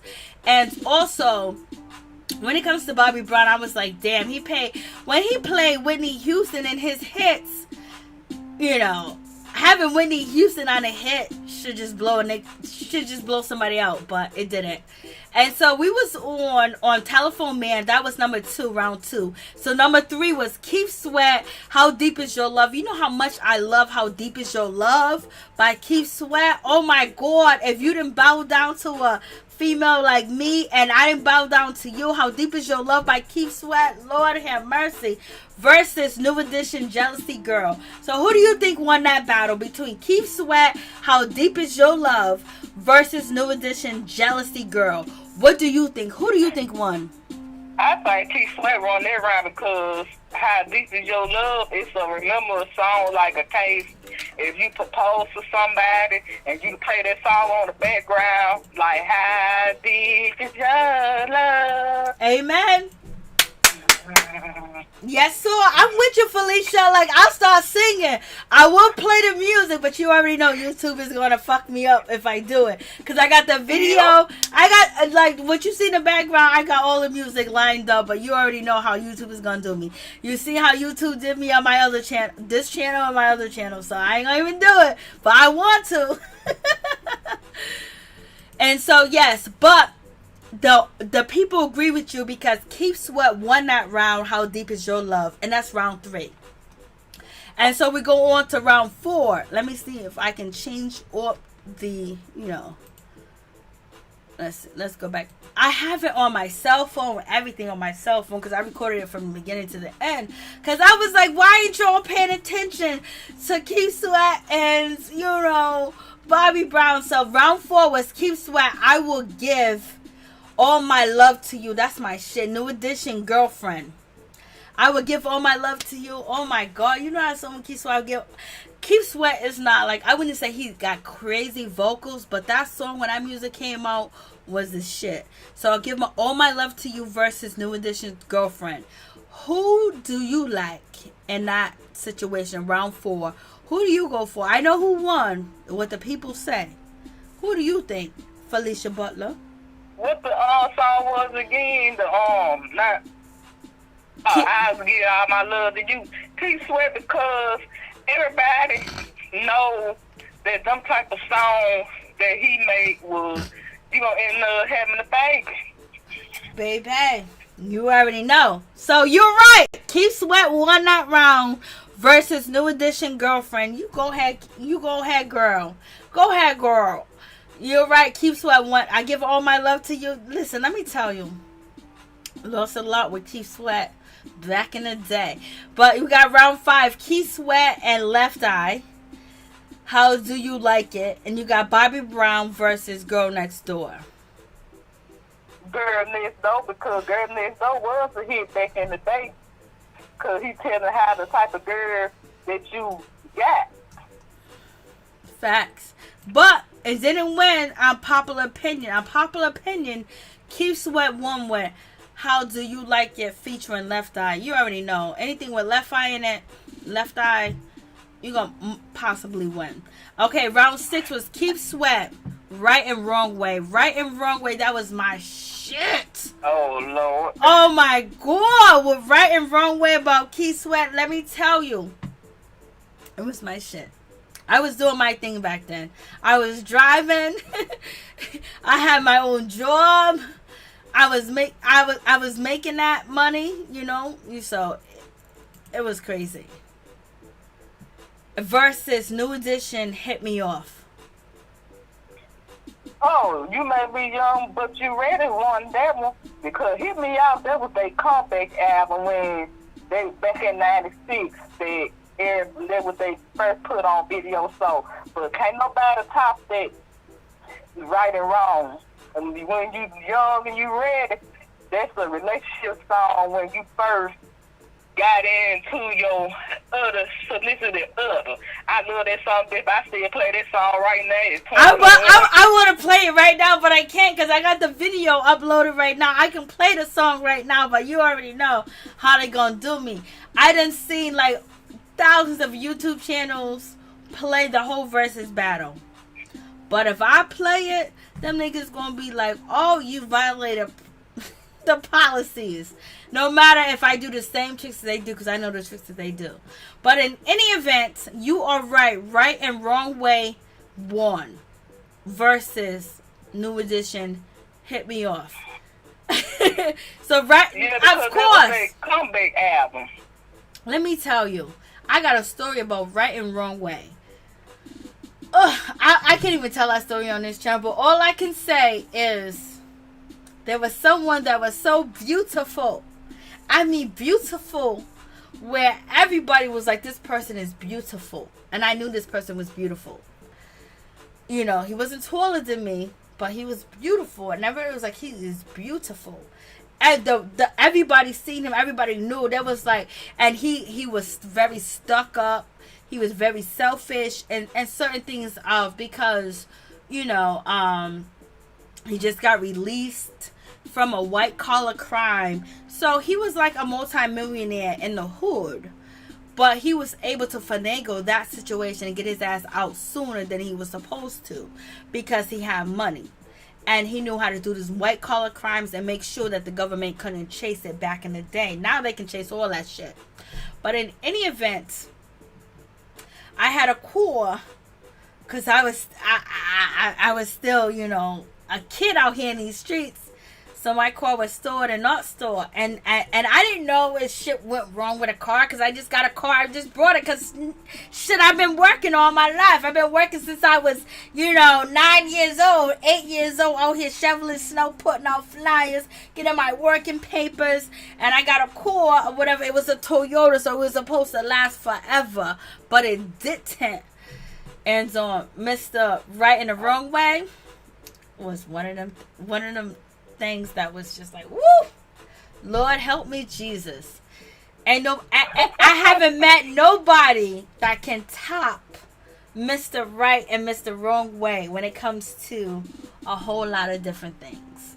And so it was crazy. So I have Keith Sweat songs was lifted back then. You know what I mean? It was lifted. His songs, Right in the Wrong Way. I remember living in an apartment and you know, I was a child at one point in time, and I was still young, but I was like a teenager or whatever, and I was playing Keith Sweat, and I couldn't stand the landlord at the time. I think he was like albino or whatever, and he was married to a white woman, or he could have been married to a black woman, I don't remember. But, you know, people didn't like him, maybe because he owned property. And so I was in my house and it was like, oh, turn down the music because the landlord said, I was like, I don't give a fuck about the landlord. Fuck him. And I was blasting my Keith Sweat because I was in love with Keith Sweat music because his music means something to me. And so I was blasting Keith Sweat music. And so then the landlord came and he knocked on the door and he was like, you playing that music? I was like, yeah. My mother wasn't home, so you know I'm all salty because my mother's not home, so I'm thinking I'm grown and shit. And he was like, yo, I really love Keith Sweat, like, yo, you playing the jams, like, you making the day better. I was like, for real? He was like, yeah. I was like, okay. And she slammed the door in his face because I was a teenager. But Right and Wrong Way was a good song. And so we go to round 7. We got Keith Sweat, There You Go, Telling Me No Again versus New Edition, You Don't Have to Worry. So which one you think? Ooh, them both good songs. To me, that should be a tie because... It should be! You telling me, yo, no, that's New Jack City. Yes. When he performed on that wedding with Nina and them had that little incident, and then that song that You Don't Have to Worry, that make you think about your past relationships that you want to go crazy. Yes. But the majority said Keith Sweat won. There You Go, Telling Me No Again. Won over New Edition, You Don't Have to Worry. That's what the majority have voted from, you know, Trilla and Instagram. So we got round 8. Keith Sweat featuring Snoop Doggy Dogg, Come and Get With Me versus Ja Rule featuring Bobby Brown, Thug Lovin'. Who do you think? I'm going to tell you right now, I think Ja Rule and Bobby Brown, Thug Lovin' is my shit. Thug Lovin', like, yeah, I like this song. Before I even watched the versus battle, or I forgot that it was coming on, I was riding around going to Walmart, going to the dollar store, baby, because I ain't rich like that. And I was listening to Thug Lovin', and I was watching Bobby Brown in the video through the TV screens in the core of, you know, Bobby Brown doing his little break dancing and looking high as shit in a helicopter, watching, you know, Ja Rule and all of them. I was like, oh, I fucking love this song, Thug Lovin'. But it didn't win, girl. It didn't win. Keith Sweat won with Snoop Dogg featuring Come and Get With Me. I thought that song was good, but Thug Lovin', I still listen to that shit every now and then. Every now and then, I want to see Bobby Brown and Ja Rule and the helicopter, the girls, the video, because even the girls in the video and everything, it captures the moment of how we used to dress back in that time, because all them clothing and things of that nature, my friends used to dress that way. I used to dress that way. So Thug Lovin' with Bobby Brown, you know, I love that fucking song. I don't even lie, I loved his little dance, Michael Jackson halfway backwards coke dance and all that other bullshit. But he didn't win. Keith Sweat won with Snoop Dogg. The majority of them was some young people who were voted because they don't know about Bobby Brown. Bobby Brown made some hits. Yeah, he did. And so we got round 9, Keith Sweat featuring Cutting Close. You know I love me some Cutting Close. If You Really Want It. I can't sing Want It. Versus Bobby Brown, One More Night. So you guys know Keith Sweat won. What do you think about Cutting Close and Keith Sweat, If You Really Want It? That was my shit. That was my jam. I remember being 11 years old when that song first came out, and I was singing. I ain't gonna say sing because I don't know how to sing. I was singing on the top of my lungs, and like I know how to hit that girl high notes, didn't know nothing. And that's the type of song that you get ready to be intimate with your one significant other. I already know when it came to cutting close, if you really want it. I took them lyrics. You know, I'm gonna tell you a secret. When I heard them lyrics, if you really want it, come and get up on it. But cut it close and keep sweat. And I'm ashamed to say this, but when that shit came through, I was like, if you really want it, then motherfucker, pick me up some hot sauce. Motherfucker, I need a freezer. I was on some other shit when I heard cutting close. I need this, I need that. And, you know, my nigga, you know, my dude at the time was like, oh yeah, what do you want? Because, you know, I was still a virgin at that time in Blase the Third. And it was like, yeah, I need this, I need that. And that motherfucker waited for years. I was like, Lord have mercy, help him, Jesus. I was like, I need a freezer, I need a washer and dryer. I don't want to go to the laundromat no more. Lord have mercy. And that was, you know, that was a great time in music if you really want it. I didn't understand what that meant, but I did understand what it meant. You know what I mean? Like, I didn't ask my mother, I didn't ask my brother, I didn't ask people close to me. I just took my, you know, rendition of it. I was like, shit, this motherfucker saying all this to me? He's saying all this? You really want it? Like, yo, listen, I need a wash and dryer, Lord. He was like, a wash and dryer. And you been an 11-year-old kid back then. I didn't know what it meant until I was a teenager. I like, if you really want it, you need I want some candy. You want some candy? I wanted a wash and dryer, and I was a kid too. It's like, I want a wash and dryer. I was like, I'm tired of toting these clothes to the laundromat. I'm tired. And then on top of that, tired of toting these clothes to the laundromat. Everybody in the neighborhood is trying to get with me at the same goddamn time, and they carrying my bags and lunch. I didn't want that, you know. When I used to go to the laundromat as a kid, the laundromat was around the corner, but I had to go wash clothes. So my mother was working, my father was working, so I had to wash clothes because I was the girl. I was the only girl, and so when the neighborhood dudes that are out here making the money the same age as I am, they're all grabbing my bags and walking me to the laundromat and carrying the bags to the laundromat. I was just like, Lord, I don't want these dudes to help me with that. And I was blessed with a washer and dryer from the hood. Lord. So Keith Sweat won that round. He won that round. Cutting close, if you really want it. And so then we move on to round 10 with Keith Sweat, Merry-Go-Round. And we didn't have a response from Bobby Brown in that aspect. So Bobby Brown was skipped in the 10th round. But they was joking. They was making fun of each other. They was having a good time. So, they wasn't out here singing like they were beasts. They wasn't out here singing like, you know what I mean, like they were back in the day. You know what I mean? They wasn't singing like that at all. But in any event, Merry-Go-Round won the 10th round. And I liked Merry-Go-Round because I do like the Merry-Go-Round at the park. So that was a good song. What do you think about Merry-Go-Round and Bobby Brown not having a song for Merry-Go-Round? He ain't had no song. He did his Buckwood. He should have sung Ronnie. Did he song? I forgot. Did he song Ronnie? I can't remember. He did. Okay. But he should have came up with something with him and with that song. I know him and Whitney. He used to did a couple songs. He should have came up with that. Came up with something. I Can't Stand the Rain with New Edition or something. Yeah, I don't think he did Stand the Rain. He didn't do that. So you are right. That's why I say the DJ was trash. Stand the Rain didn't come up. But we got Monica Hill saying, you tickle me. I know I'm telling too much of my business. Miss T said, you did him the right and wrong way. Lord have mercy, Miss T. Major, I gotta go make dinner. Stay safe. Till next time. Major, God bless you, girl. Thank you so much for coming through. Yeah.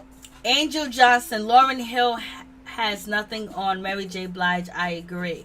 I don't know about that. I can't. When you talk about Mary J. Blige, I can just say her. So I can tell you every story, which each song of Mary J. Blige that she made and what I was going through in life and how the shit impactful to me or my family and how things has changed. But I'm just telling you about Keith Sweat. When Keith Sweat came on, I was like, shit, I don't want to go to the laundromat no more. You talking about what? And Miss T says, Mary, you are walking down memory lane. Yes, Miss T, I am. Everybody's leaving us. I know, my bad. Monica Hill, Keith Sweat music will never play out. Girl, you ain't lying. I want to be listening to him. Right. I want to be listening to him whenever. Because I'm telling you, I got so many memories with Keith Sweat and Bobby Brown at the same time. But I was much more a mature adult when it came to Bobby Brown. Because my older friends listened to him.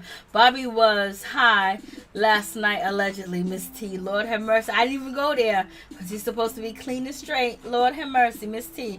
Miss T, when the video actually made sense with the song, it all told a story back then. You are so right, Miss T. Monica Hill. Yes, Miss T. Yes, Miss T is right about that. What's going on, Miss T, girl? How you doing, baby girl? So, okay. You know, when you go through, sometimes you go through these battles, it's messed up that they didn't give us more notice, but it is what it is. So, where was we at? Okay, so we did Merry-Go-Round with Keith Sweat. Merry-Go-Round was my shit. I want to play it so bad because the song and everything is playing right now, but you guys can't hear it because, you know, what happened to me. And so she said, yup. So, you know, okay, so let's see if I can switch over. I don't know who these people are that keep showing up on my shit. And so, now they're playing games with me because now I can't. Alright, so what was we on? So what was the last round? The last round was round 10. It was Keith Sweat, Merry-Go-Round, and Bobby Brown didn't have an answer to that. So now we at round 11. A round by round breakdown with Bobby Brown and Keith Sweat, the versus battle. So we got round 11. Keith Sweat, I Want Her. I Want Her versus Bobby Brown, Get Away. So who do you think won? Miss Felicia Butler's. Huh? Bobby Brown. I would say Bobby Brown, but baby girl, the consensus of the public viewership said that Keith Sweat won. I Want Her.